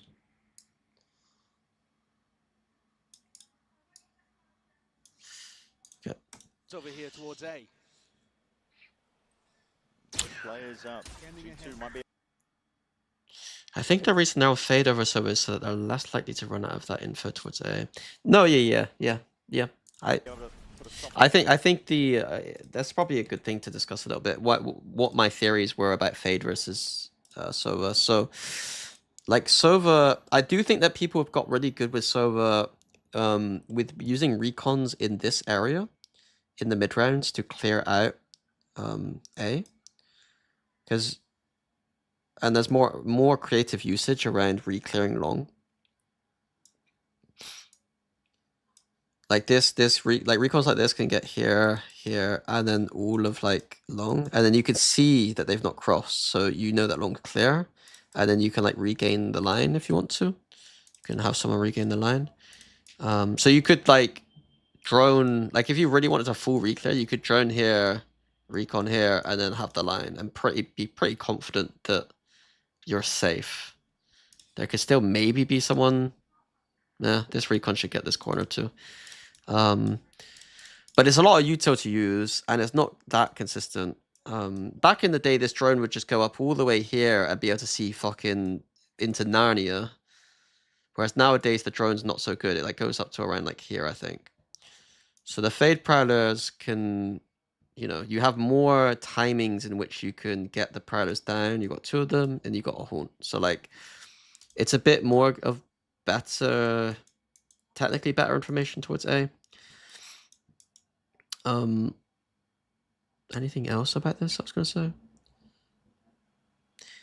The only thing that it lacks is a little bit of that interlobbiness that Sova has, where like fighting up more aggressively. I guess actually I'm lying. You could actually do like a C's play, I guess. You could probably do a C's play into lobby. So maybe there are some ideas with the C's. Like the lobby kind of aggressive plays. Vulnerability. All going to be used here with a snake fight. Aftershock into the corner, clears out Trent. Will Valorant be better? Contact duelist is better, and entry duelist is not necessary. I mean, I would argue that Yoru is like that nice balance, where like, and Yoru Rays are that nice balance of like movement agents that don't necessarily are not like Neon and Jet have like smokes for themselves, you know. Puts a bit of fear into XLG as well. Now they're going to start scurrying into a different direction, right into Jorgamo perhaps, but no, B seems to be the goal. Right into where the wall was. Right into Jorgamo. Puts a bit of fear into XLG as well. Now they're going to start scurrying into a different direction, right into Jorgamo perhaps, but no. XLG should Right into where the wall be was. fine this round, but they're not going to win it, are they? The leaf's already gone. Araga whiffs, and then Takes okay. on Raga, Coconut. Gotta try and hold this one down on through the bottom of mid, but here comes the re-exploration of G2. Weapon here. Through Link now, 3 players stacked up, grouped up, ready to explode. They spotted it, just trying to see if they can get any sort of easy access to these fights. Open sight lines, XLG not willing to get them too easily still. Too much to overcome, and heads are rolling. G2, how do they do it? That's dumb. We could see a set play round. XLG usually good with these. Once they have ults, off the rip, Raga pops the dimensional drift. And this one flying forwards, but the Thorns were dead nice and early. It's a shock dart sent flying in. It's a fast beat. Control though, out towards into Gong as a flash up and under. This is G2. Raga's having a bit of a slow start. And they're overwhelming. Control early. Raga pops the dimensional drift. And this one flying forwards, but the Thorns were dead nice and early. It's a shock dart sent flying in. And they're overwhelming. Spike down. B. Stinger in the hand of Jorgamo obtains the up. A little bit of a go down. It's like they were in a position to go up 3-0. Now the score's even and their economy's shattered. Smoke. I know it's simple casting, but like that is just in a position to go up 3-0. it's pretty nice little, yeah. Placed down here by XLG. Like it's an obvious thing to say, and something I was thinking about it, but Josh just puts it in a nice little package. I know exactly. 2 players toppled. XLG kick the doors down over towards A, and they're going to cause G2 to scurry their way around. It's only Jonah P who's going to be home. It's unbelievable value from Happyway. I find it funny that people are combining Tear and Breach and not Tear Fade, when she could help Tear get info on where to rocket and tether for free kills.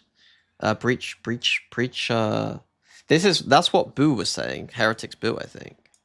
I think Heretics seemed to think that, and I think they were wrong. I think that you don't need to know where they are to salvo.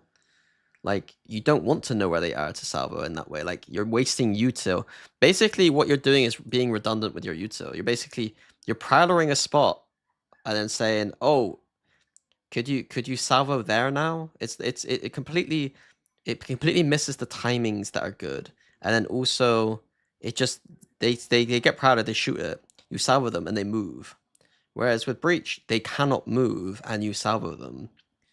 Like, imagine like Breach line here, where it gets everything. You salvo backside, and you say you salvo here. Like you got it's so effective. Like you come up, they're stunned in this corner, they're salvoed out of this corner, and you got like a double combo going on here. Like it's so much better to do it like this than it is to do like, oh, they've broke my eye. They're here. Salvo here now. Oh, I've prowled this corner. Salvo here now, and then they just move. Like it's not good. Picking up these guns. Jonah's got to try to stop them going for something quick. Yeah, their only chance is Jonah P stalling this one out. Tucks himself into the short position, looking to try and get embedded. The damage on the Happyway Pry is enough to try and stop him. TP in forward, but again, no one's covering. No one's watching it. Doubled up though, round towards it. You got to try and do the most now. The XLG. Yeah, this was unlucky. There's a few lucky rounds from G2 here already. I think that G2 are just not the best at Haven. Like they're playing good theory, but I feel like they're not as there's some maps sometimes you're not as comfortable with, and G2 just seem like they're not ever fully comfortable with this map. I could be wrong, but Take flight. First line of defense is going to be dealt with. the other thing, no Sova means no shocking No more thorns in trips. through garage to slow this one No down. shocking of trips is a They are problem. potentially facing into the operator though. Jorgamo's picked this one off. They are potentially Dealt They're doing the orb on long and not the Maka orb. Which, here,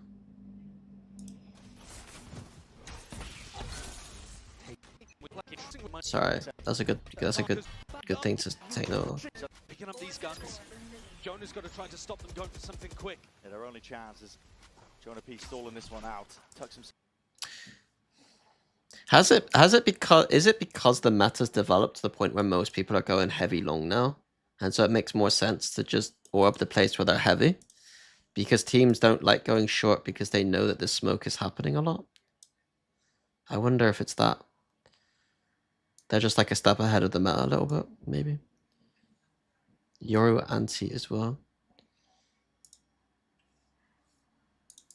You got to try. It's slip and shoot. Anyway, low game. In through garage to slow this one down. They are potentially facing into the operator though.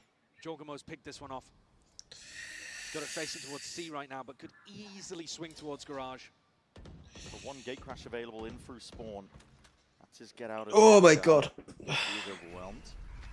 Leaf also just used his Vice Flash to re-clear towards garage. They dropped the Viper wall, flashed in, and they know that there's nobody been inserted there.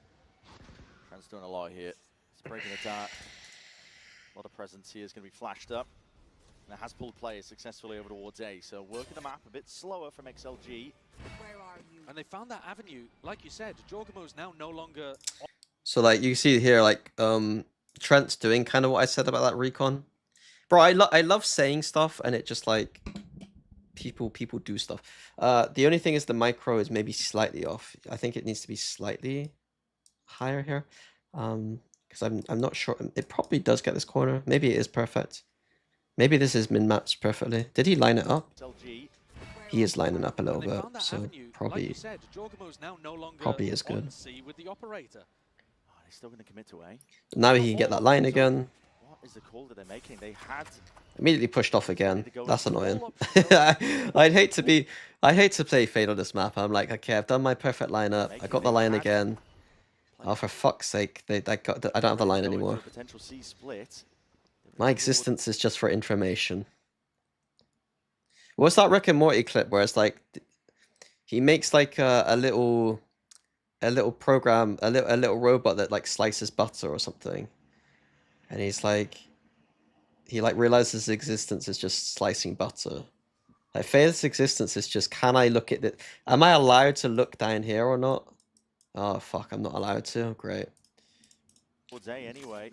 It's being reinforced. There's players here waiting off to the side, including Trent, tucked into the corner. 30 seconds. I love saying stuff and people do stuff, Coach Mini. You know what I mean. You know what I mean.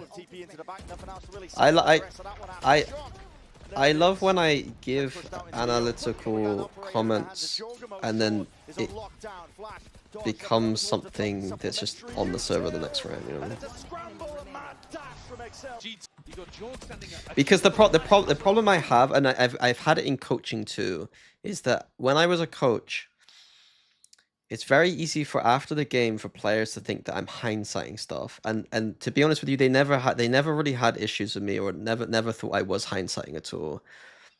But I do think that there's sometimes that the comments might have been taken more seriously had they realized I had preempted a lot of the things that I was going to tell them. Like in an official, I probably noted something down at round 3, and then it comes true at round 5. And in the VOD review, I've got to tell them that like what we fucked up on round 5, and they don't realize that I knew about it 2 rounds before that, and I'm not just reacting to what I saw in round 5. And if they knew that I knew it before round 5, they might be like, oh shit, like Mini's actually like onto something there, and not just like fucking results-based analyzing it, sorry.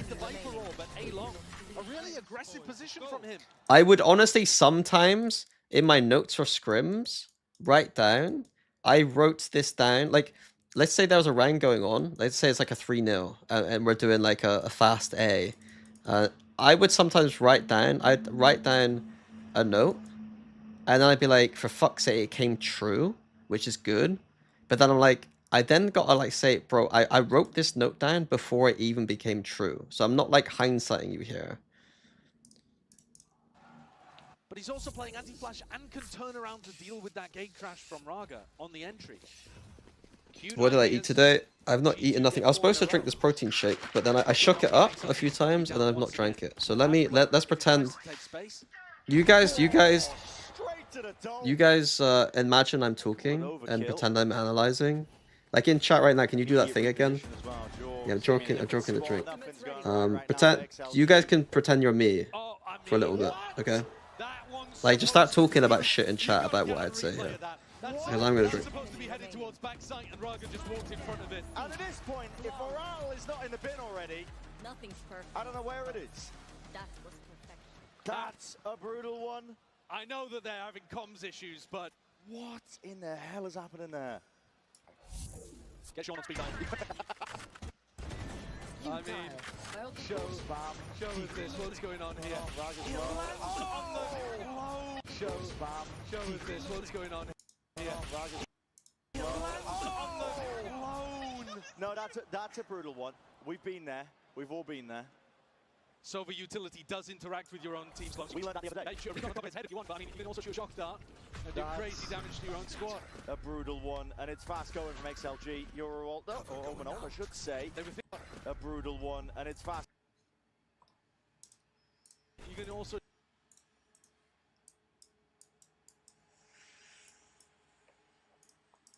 shoot a shock dart and do crazy damage to your own squad. A brutal one, and it's fast going from XLG. Euro or Omen, I should say. They were thinking about it. TP up towards heaven is going to be broken. Raga forward.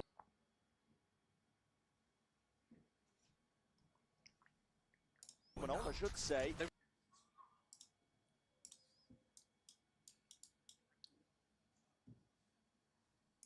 were thinking about it. TP up towards heaven is going to be broken.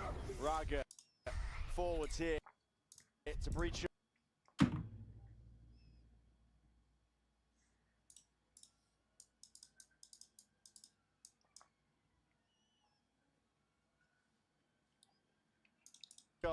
Try and lay way towards the sides. Trent's already there. Perfect with the util. Haunt.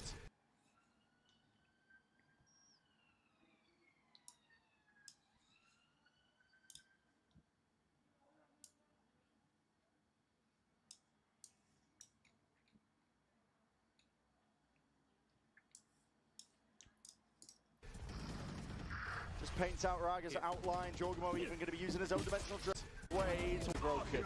Raga.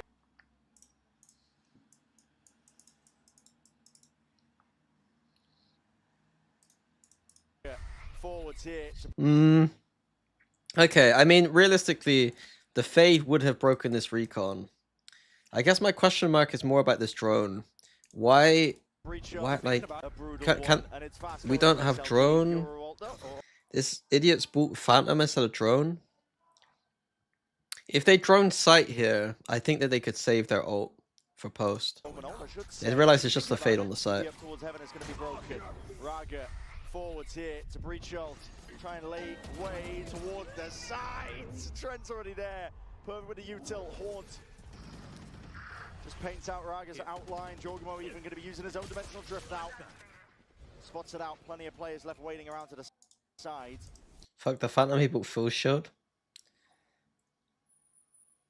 That's true too. Wait. Oh yeah, full shield is ridiculously expensive. Yeah, why is he buying full shield? These fucking geeks, man. These geeks. In the year 2025, man. Re-exploration, re-clearing, cord 4, TP. Flash waiting, primed and let loose here in G2. But Pouch got the opportunity to draw out a moment. To be fair to you, this has been the...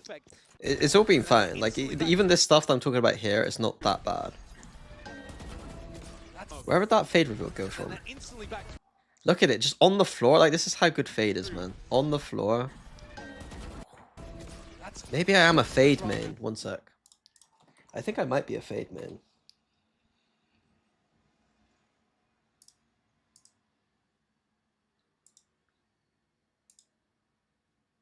One sec.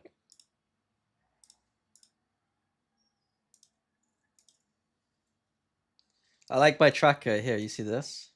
What's that? I gotta keep him in check. Gotta keep him in check. I search history tracker. Sometimes you gotta keep him in check. You know. How's he been doing recently?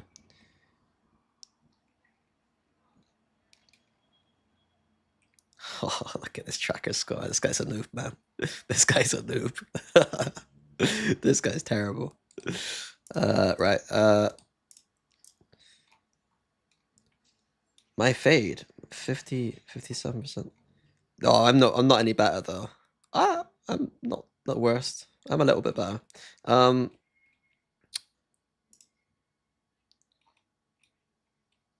Where the fuck is the agent thing?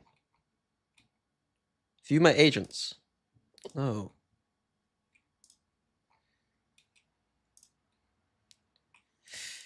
I'm a fade main. I'm a fade main. It's a fade meta and I'm a fade main. I don't get kills, but I do win games. I'm a fade main. But I'm actually a Phoenix. Look, Sky. Why am I so good with like these little initiated dog agents? I am a Phoenix main for real though, aren't I? Look at this. Look at this guy. The British Phoenix. Clove, this is just inflated because look at this. 0.9 KD Clove just winning games because Clove is Clove. I think this is just me using the ult like 2 or 3 times a game and just dying every single time using it.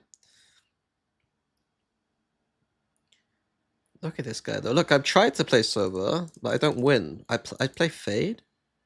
I win. Filling smokes. Fucking disaster.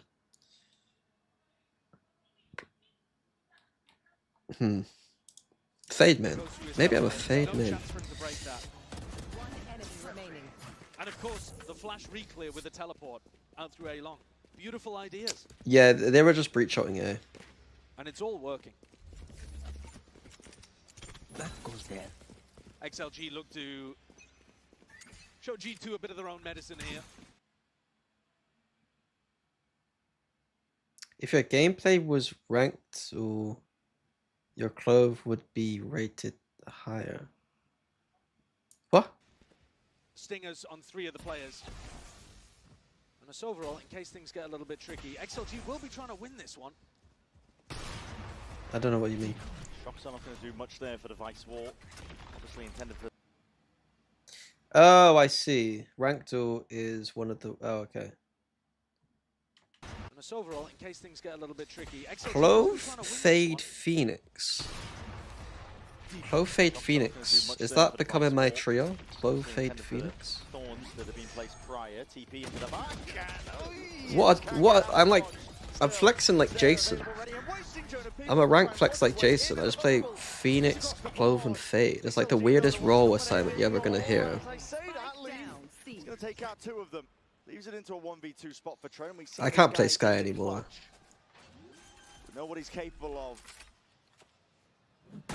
Spike. Coconut's going to be able to put down a one-way for the spike. They can play over towards long, but it will offer potentially... Okay, I didn't watch this round, honestly.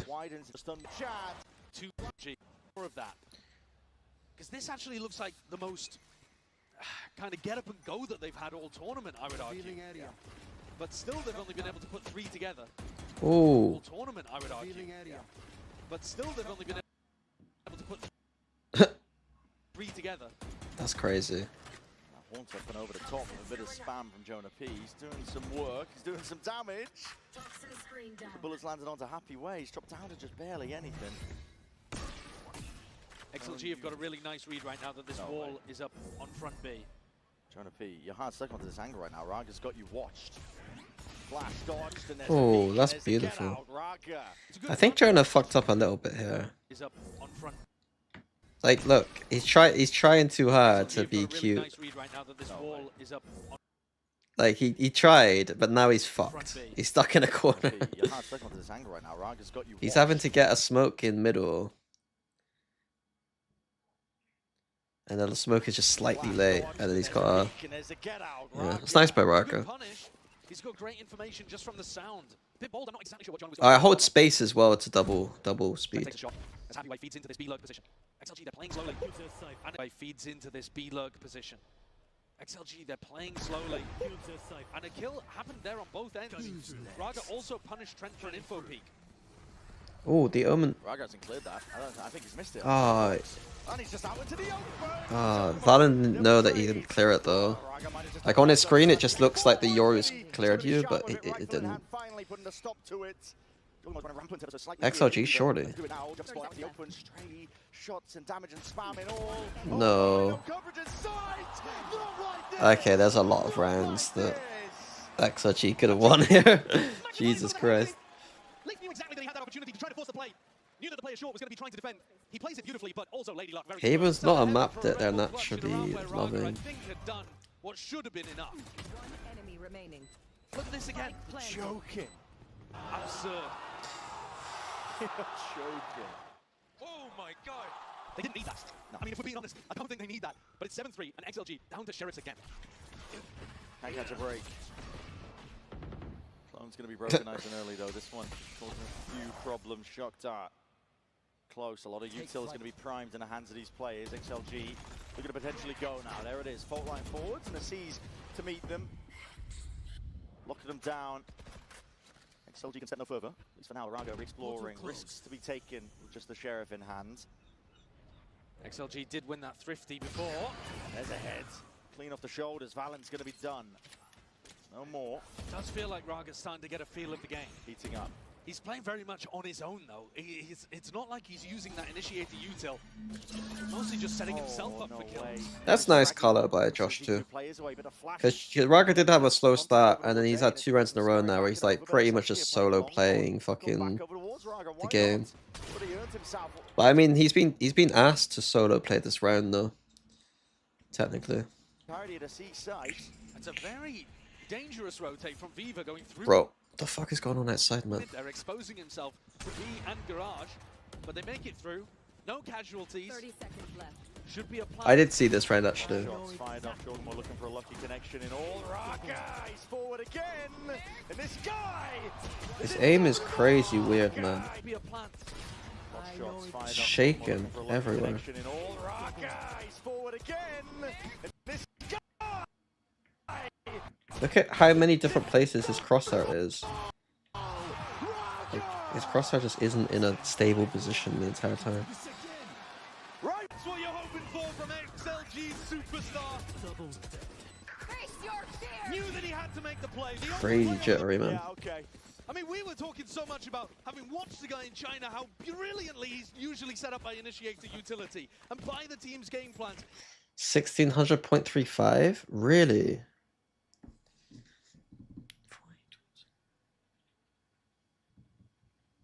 Jeez. One sec. 4, 8, 12, 16. He plays with almost, yeah, 1.4. I was playing on 1 since I went He does down. occasionally have solo plays here and there, but this round was just all on his own. Deadlifting XLG. Beautiful.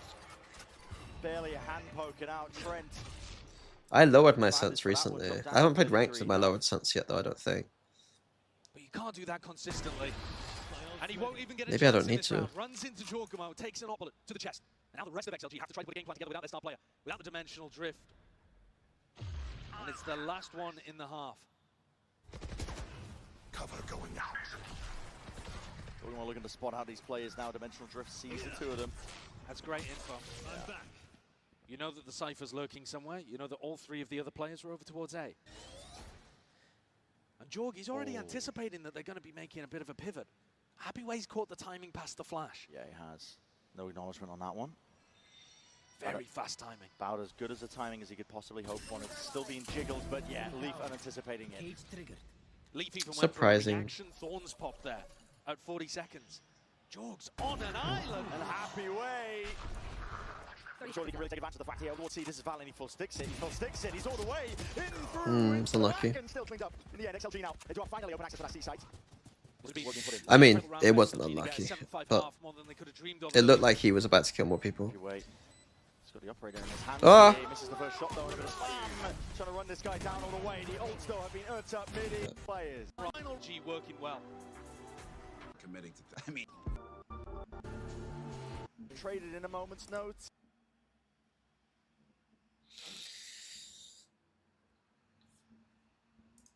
This up towards the top though, no more smokes. Up towards heaven and happy way.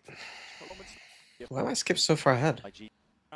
Be bitterly Through the Chinese. Why does Fnatic always get food poisoning? Is that a new thing? Is that what's happened? They got food poisoning?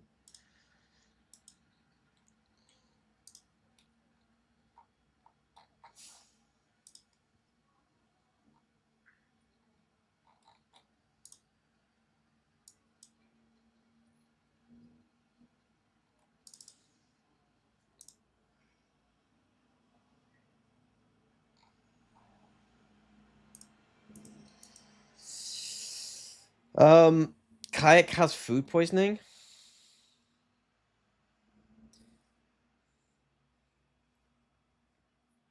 Can Fnatic stop eating sushi?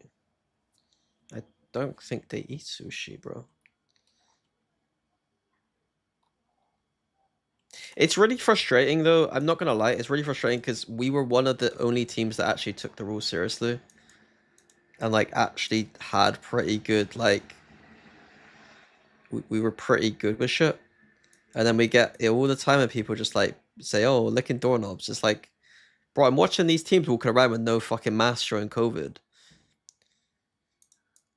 Like, and we were, like, actually doing good shit and, like, being professionals.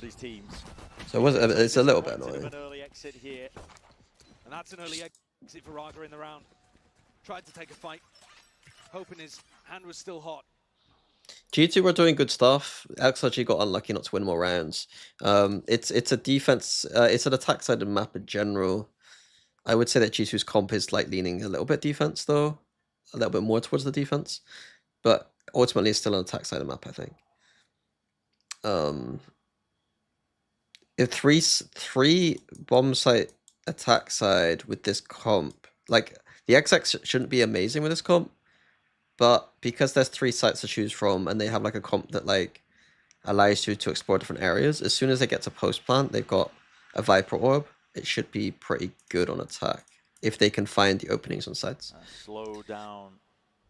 I've never had COVID and I've never had food poisoning. Injecting a bit of a And I don't think I've ever been sick at a global event. Maybe my team were secretly partying every night and I was just fucking not invited. That flash tells them that there's somebody either peeking garage or on the flank. TP into the corner. Uh-oh. That's a beautiful snake bite. That POV is so sick as well. Jogamo whiff. Set up relatively well. G2 though, can they follow up of the most of it? Get a trade onto midi, but this anchor smoke is brutal to get. Would you never go bold?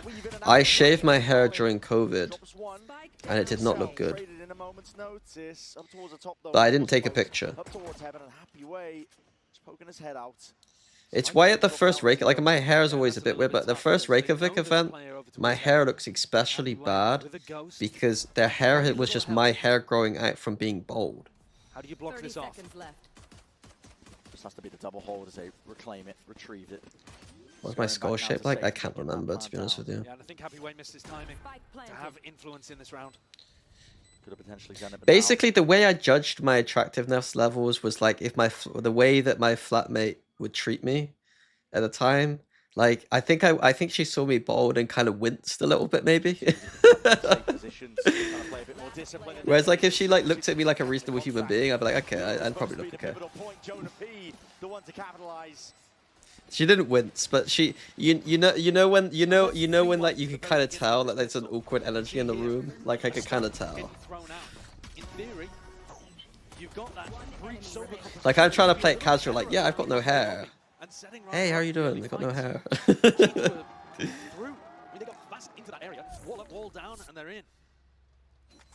G2 should be playing slower mid rounds with the Viper in their composition. The double smokes comps set up people like Leaf or Jonah to go for lurks.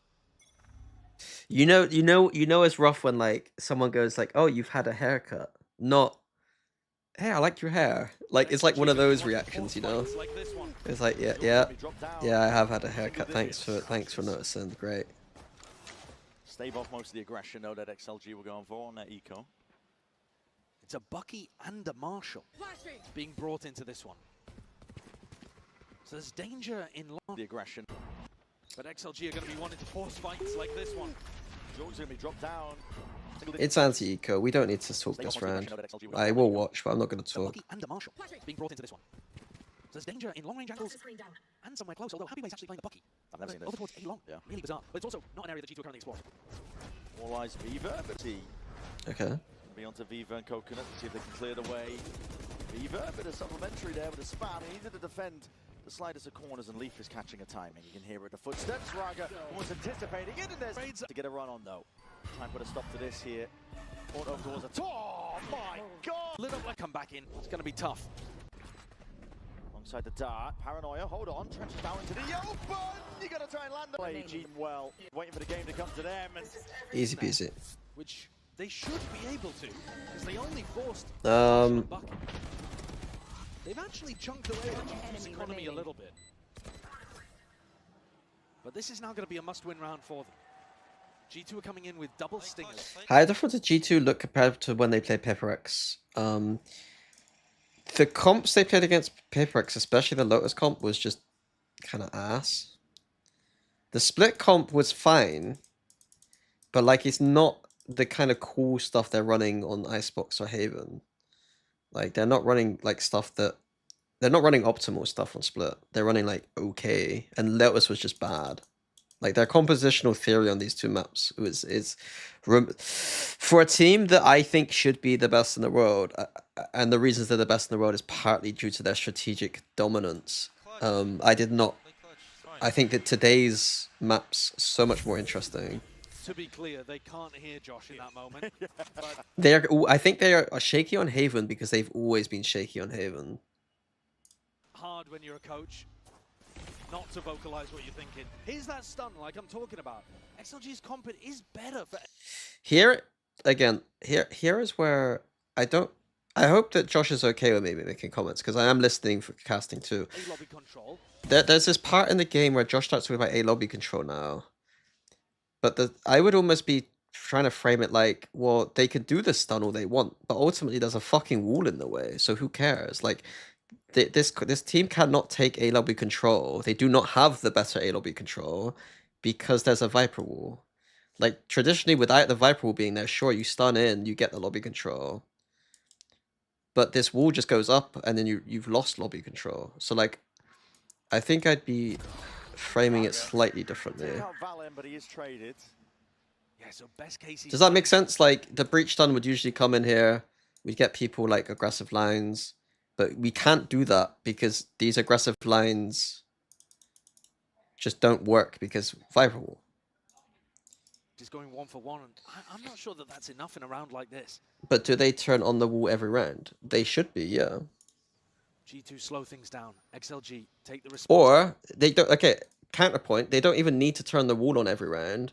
They can literally let them get to here, put the wall up, and then this is irrelevant because they're in a bad position now. They're stood behind a Viper wall about to be cleared out. What is the correct response to this wall? There are two responses. You can disrespect it with Yoru. You could do what Bosa tried to do, where he was Omen smoking here and play, like, disrespecting the wall a little bit. The main response is to just keep two players here most of the time, which is what G2 were kind of doing with their comp anyway. Into mid. And then make gambled rotations based on the information on the map. Accepting the map is an attack-sided map, and knowing that, like, you're gonna have to make some risky plays sometimes. Opinions on Sky? Is she only valuable in solo initiator comps? I think that she's no longer... I don't think she's necessary in Viper comps anymore, i.e. solo initiator comps. I think the place that people will play her the most will be split and bind, and I think that she's not optimal in either. I think Skye has no place in this current meta. She's an okay agent for certain niche ideas. I don't think that she's actually optimal anywhere though. I don't think. I wouldn't play her anywhere right now. Doesn't know where to expect Leaf though, creeping around, crawling around this guy. It's all over the place, practically in the wall. With that being said, she's fine. She's fine on like split and bind. I would not play her though. Jonah does a great job picking off both players here. It's not a one and done agent. No, it's a comfort agent. It's purely comfort. It's basically saying that we don't want to play Fade on split or Fade on bind. Like they're basically saying we prefer Skye over Fade on split or bind. So it's a comfort thing. Be able to pull through for XLG. I think that round though was everything for the Chinese squad. Nice, Nate. Good shit, bro. That's a bonus conversion here for G2. 10-5 now. Not letting their foot off the gas. XLG were given an in with the rounds that they accrued up on that prior happen. Okay, I'm gonna just pre-fire a message to my friend that I'm gonna be ready for the gym soon.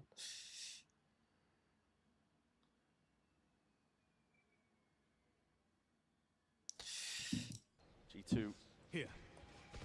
Putting a stop to it here and now. Gonna get cheeky there, hopping around to the side. Hold on, happy way with the Sheriff. Shots are flying and rattling down that sight line. Gym stream when? I'd have to be a lot bigger for me to want to stream my gym sessions. They're gonna have smokes to play this one. You can't be entirely off the side, and G2 I think have just realized it. I'm happy with my progression though. Late lurk now from Leaf. It's gonna be that backup policy, but like I think when I started out, I was like, you know, the bar felt pretty heavy when I was starting out. I was able to do more than the bar when I started out, but it still felt heavy. Can he do it? Tapping out, searching, hunting. For situation, this movement a little bit, and then things cascaded from there. One enemy remaining. To be honest, Jorg redeemed himself with 3 in the round. He really made up for it. The exact same. It is the exact same, yeah. Okay, let's lock in. But having said, good starts here. And you can just see it on their faces and all the replays and all the cams. G2 are all smiles. XLG can feel it. Slowly losing their chance. So XLG are trying to play aggressive against this Viper wall, but look how bad that is. Flash and a peek alongside that horn. Viva! I mean, okay, they do get the trades back. But he's had to spray 2 down. That's big. Okay. That's redemption for Viva. Answers back. Viva has had some with Sunny. A bit of fire, bit of fury, inserted into it. Raw spam maybe to get the job. Am I a phantom? I'm a phantom Fade player. Is that my new thing? Is this my Valorant life? It's just thinking I'm a certain player and then just playing about 10 games and realizing I'm not and then switching? I'm a phantom Fade player right now. Mood obviously dampened, I think, by that scoreline, but 1 round at a time is how it has to be. What skin? I use Recon Phantom right now. But in theory, it's a weaker economy. I don't think All the way down mid, he's exploring. Jordan with a dimensional drift, clears. I mean, G2 just started going heavy A's now. They're not even defaulting out. Multiple players there. Raga taking a peek. Let's claim If they can get ults out of them now, if they can get like Breach Shot Sova ult out. Midi to tap. He's forced out the ult early here. Players going to be Okay. clashing. Jorgamo tries to step forward. He's going to try and stem that bleeding. Shore it up. At least momentarily here, round to the side, and the ult's going to be extended. Oh my goodness, he's just swapping around the weaponry. Valen just walking. Happy way from Vitality. high. Operator in hand after shot, pushing him out wide. And it's just left down to Trent in that 1v2 scenario. Okay, they got 2 big ults out. But yeah, G2 seemingly just going heavier at A defaults now, even on their low buy. It is low buy though, so I'm not gonna... Onto Mo. It's this where they're gonna be triggered round from the side here. Trip. Ball's gonna be triggered round from the side here. Not doing enough. happy way. Nearsighted matters not. No whifferino. Loading it, buying time now for the Flood to try and get in. There's 7 seconds left. G2 trying to get that plant down here. Running and gunning and coconut. I know it's weird, but I think I would even risk. G2 trying to get that plant down here. Running and gunning and coconut. The Sova ult and Aftershock were good delay there. Got into his hands. Defuse is sticking. Two. He came to full. Time. I remember watching this. They now BX it, right? That time series. They kind of get a bit bored of defaulting and just end up just fucking sending it. From happening that you would expect. So XLG's reaction here is G2 for the past 2 to 3 rounds have just taken A lobby control, and so now they're gonna try and fuck them with A lobby control for A. So it's kind of funny. Like it's a good callback, XLG, but And instead, it's been Happyway playing mostly towards C the entire time. He's got a terrific large window, in fact, this time. So if you try to get into that deep position that Jorg played in previously, hold on. I'll be very annoyed if we see this person TP here. Gonna be that nightfall scattered forwards, no connections. TP now into the back by Valen. I know it's all clear. Oh, fake as well into spawn, so they do have to respect that. There's an open smoke in the defender's spawn that they. Because now the post plant B with this Viper comp is annoying as fuck. The orb is so fucking annoying. At least defend this one. Still, he's ahead of it as that smoke just dissipates. Jorgamo, he's wide out into the open. Trying to flash his way in, but Valen's still towards the back. This is going to be clearing up the question marks. Here for XL. That looks really weird from Valen. Look at this. Look at this. I remember seeing this yesterday. Look at this pre-aim. It's like he's moving and moving his aim at the same time. Really strange. I don't know how to... It's like he's not pre-aim properly. Like, why is his crosshair here right now? Why is he shooting before... Like, it's really strange. Really odd. There it is, recon up and over, smoke. Propped up, a bit of spam. Yeah, and then you can't beat that. This is how they're going to be claiming this round here. Stepping forwards and past it. The line of scrimmage that was layered down, and it's stray bullets follow the tracers. This is what it's going to take. Is it recon up and over? Like, if I got that Phantom too. A bit of spam from G2. Is this what it's going to take? Is this how they're going to be claiming? I got that Phantom. I like that Phantom. I got the Vandal. Of sending XLG home. And Raga with it all to do. Bodies coming towards him. Fast and unknown. Very tight angle to behold. Just catching the clone. XLG did not look good in their 2 matches. I think that they just picked... They shouldn't have picked Sentinels. To be honest with you.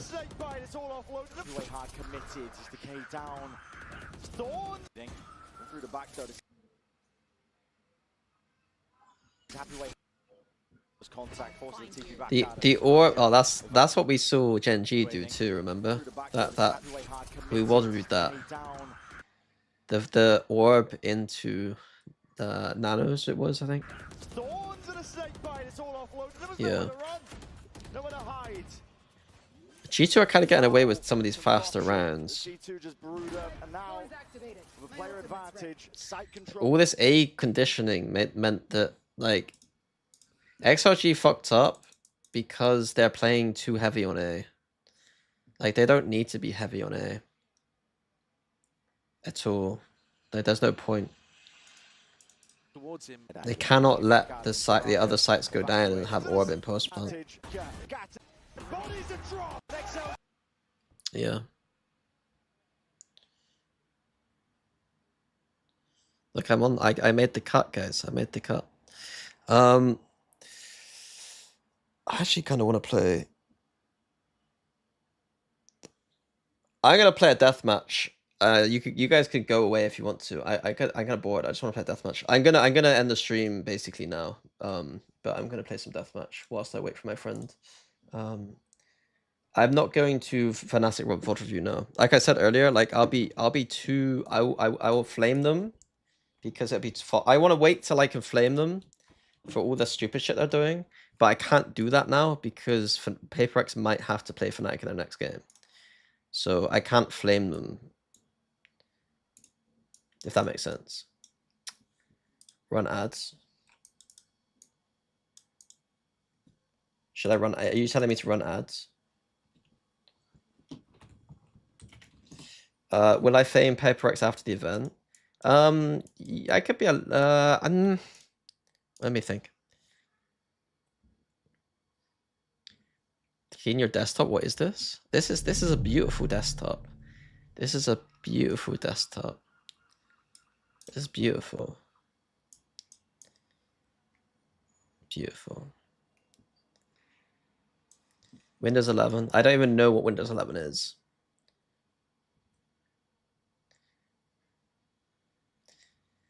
Basically, what I'm trying to explain is that if I started doing VOD review of Fnatic, I'll be giving them too much information that they could use.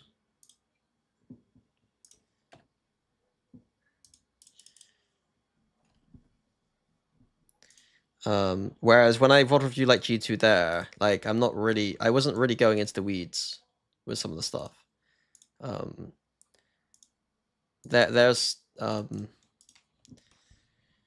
It would be like I prefer for a Fnatic like to like go a bit more in depth, and I can't do that.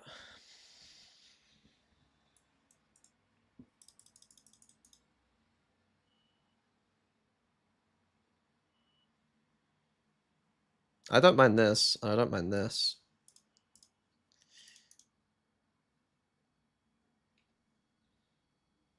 Yeah, I don't want to point out mistakes to help them. Yeah.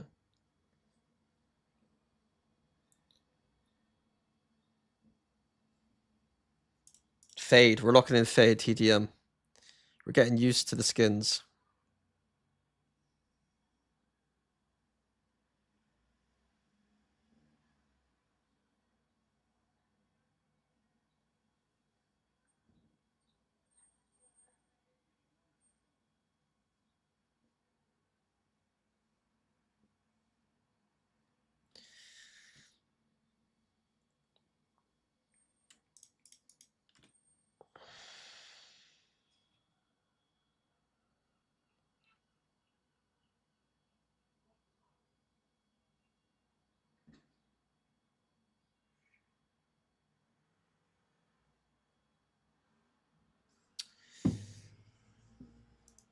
You're gonna do PRX photo reviews once Toronto is finished.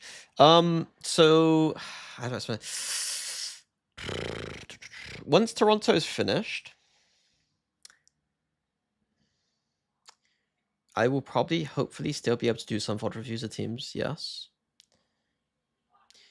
I would feel a little bit bad about exposing a lot of PaperX's weaknesses to the world after they just invited me into their space, if that makes sense.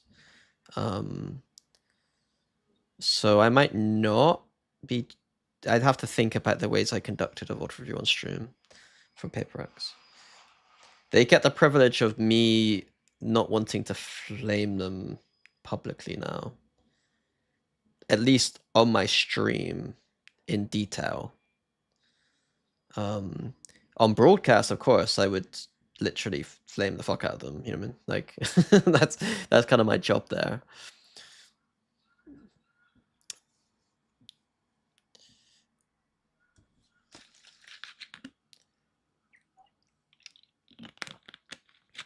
Am I the reason why Jing switched to Phantom? No.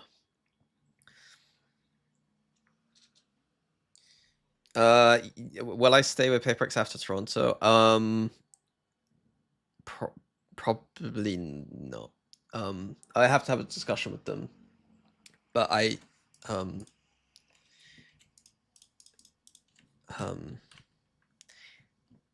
think I have other obligations. When's my next casting? I don't know. I feel a little bit weird about like, to be completely open, I feel a little bit weird about the idea of casting now that Hypok is back, and it's kind of obvious that like I should probably just be getting reps on the analyst desk. And the only reason I was casting in the first place was because Pansy asked me to cover for Hypok. So I feel a little bit like I would do it if they asked me to do it, but I do feel a little bit like I don't really see the point if Hypok is around.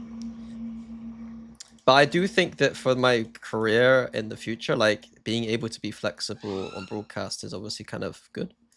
And there might be TriCast that obviously makes a bit more sense in terms of like my self-consciousness about casting.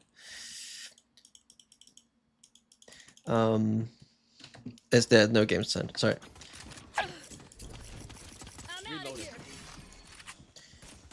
Breaking them.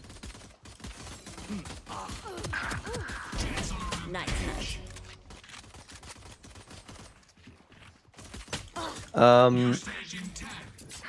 I still think I will like. I think the plan for Riot is for me to still cast with Pansy sometimes. I'm out of here. But I'm just saying from my POV, it does feel a little bit weird. I think it makes sense from like developing me as like an all-round talent, but I do feel a little bit. I can't deny that I feel a little bit awkward about it.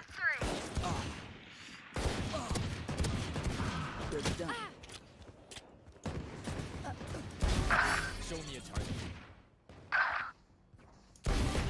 That makes 3. Reloading. I think from Riot's POV, it probably makes sense to continue developing me a little bit because there aren't many casters.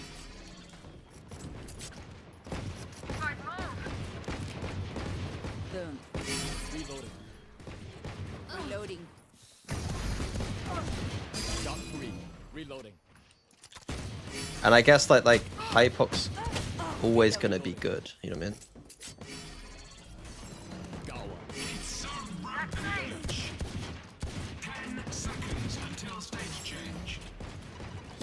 Rate my profile picture.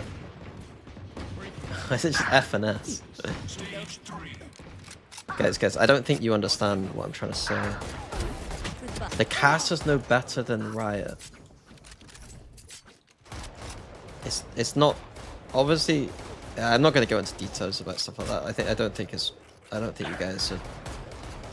I don't think I understand well enough, and I don't think you guys will understand well enough. It's not how it works.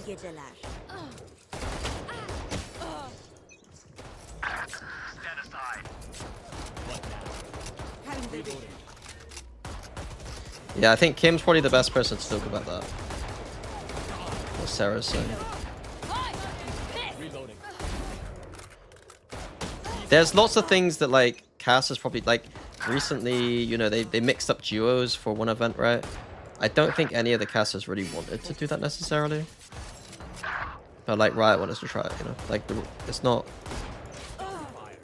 this whole idea that it's almost like you guys are using the logic that's like, don't you think pro players would know best about the patch changes? That's almost like the kind of argument you're making a little bit.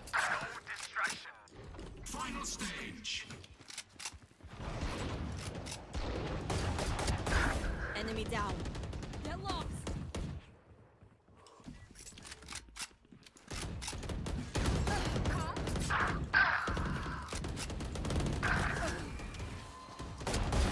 Ah be abi. Get out of my way. Drop. The hunt begins. Go. Any leaks on Crash in the grand final? Well, I think the thing is like, you would imagine whoever gets this, like I was talking with Pansy about it, right? And like obviously who you would presume if Sideshow and Brain got this event, you'd presume that Hypop Pansy would get champs. Gotta go. And I asked her like which one she'd prefer. I'm sure she's fine with me saying about this, but she was like, the advantage of doing this event is that like it's an English audience, right? So the audience, you're casting in the arena, and it's going out to the arena in English. But the disadvantage of this event over champs is that it's not champs, right? But the advantage of casting champs grand final is that it's champs. But a disadvantage is going to be like French, I think, French in-house, which doesn't feel as nice as the cast because you're not like going out to the crowd, you know what I mean?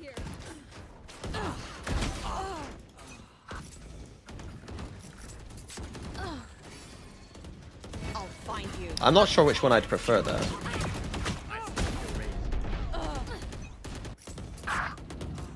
I think Pansy initially said, "Oh, I might." No, I'm not gonna say. I'm not gonna say. I'm not gonna say because I think that might be like, I don't know what I'm allowed to not say.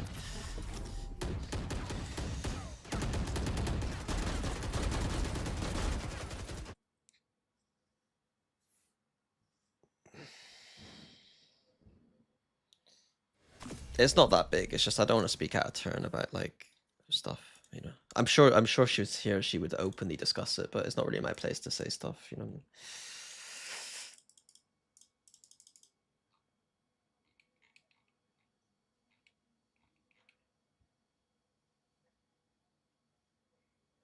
I mean? Match found. Look, Mom, I made it. I made it, Mom. Slinky doesn't even get a look in, by the way. Slinky doesn't even get a look in over here. Everyone is afraid of something.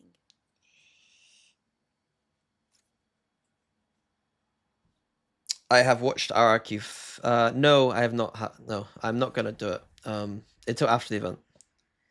You commissioned more art. When did I commission art?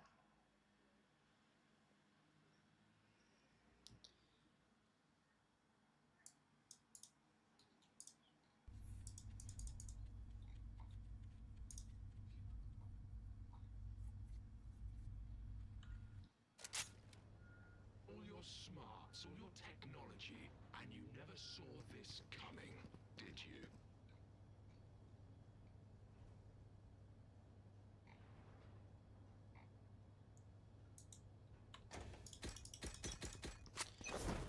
Maybe the classic is the better.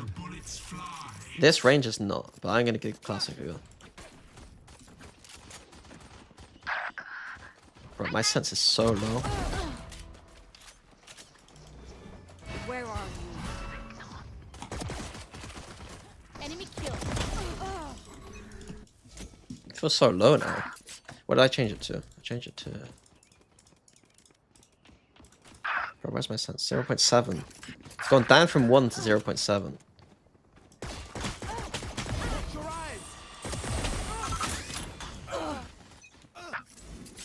Charge your ults. Still waiting. Take hold.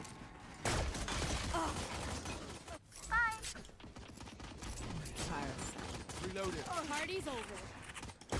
3. My god, that guy just dinked me like. Careful now. Going Still up. waiting. 4. This guy's movement. New stage in 10. Wonder if I can reveal up here. Where are you? Doesn't. Oh, there we go.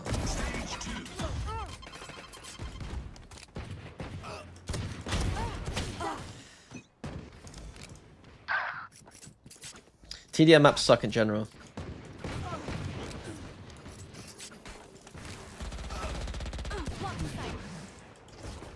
No! Idiots peeking. Heads up.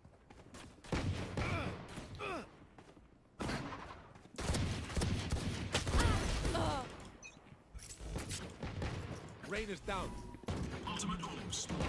Embarrassing. Enough. Reloading. Sleep. Typical. I'll find you. Oh, Reloading. No, you don't.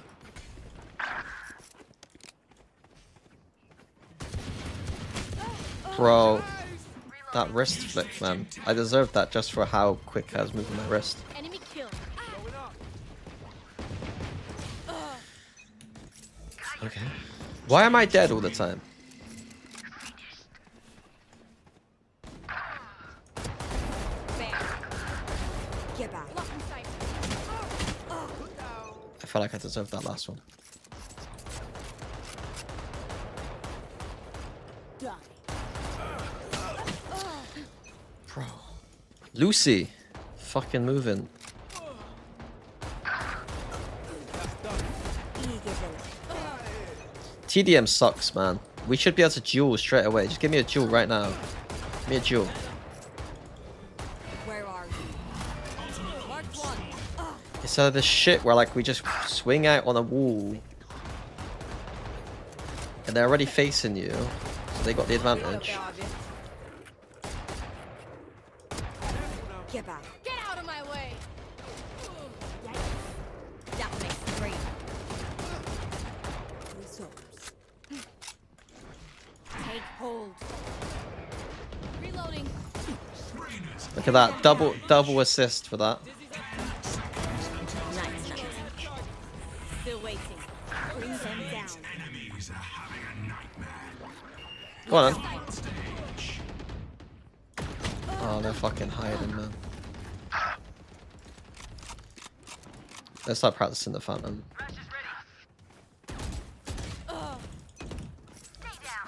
How quickly do I go back to the Vandal? That's the question.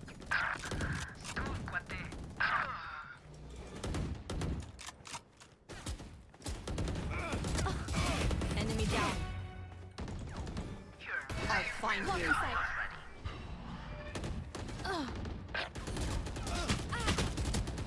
Oh, that's not good. The hunt begins. Should I use the dot crosser? I think I'd just go dot crosser.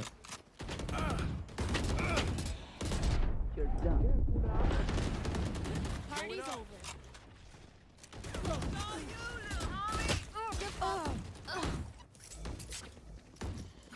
Fade streams. Fade, Clove, Phoenix. 15 kills remaining. We'll catch them. No. Okay, my friend's ready for the gym. One sec. Ah!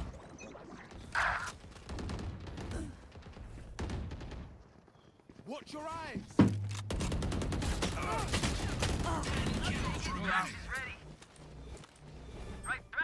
Where are you? Still waiting. Mark 2. Bring them down. Tip. My ult is ready.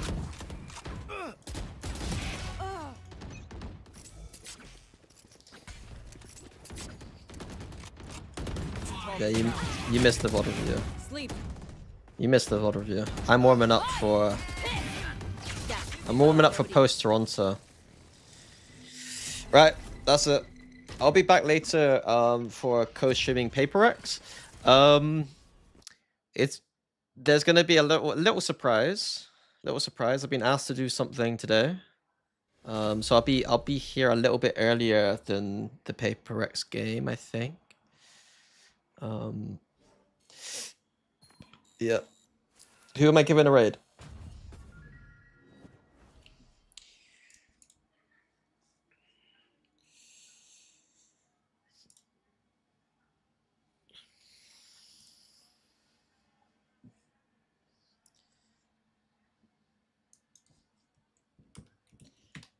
Wait, Kim's doing stuff?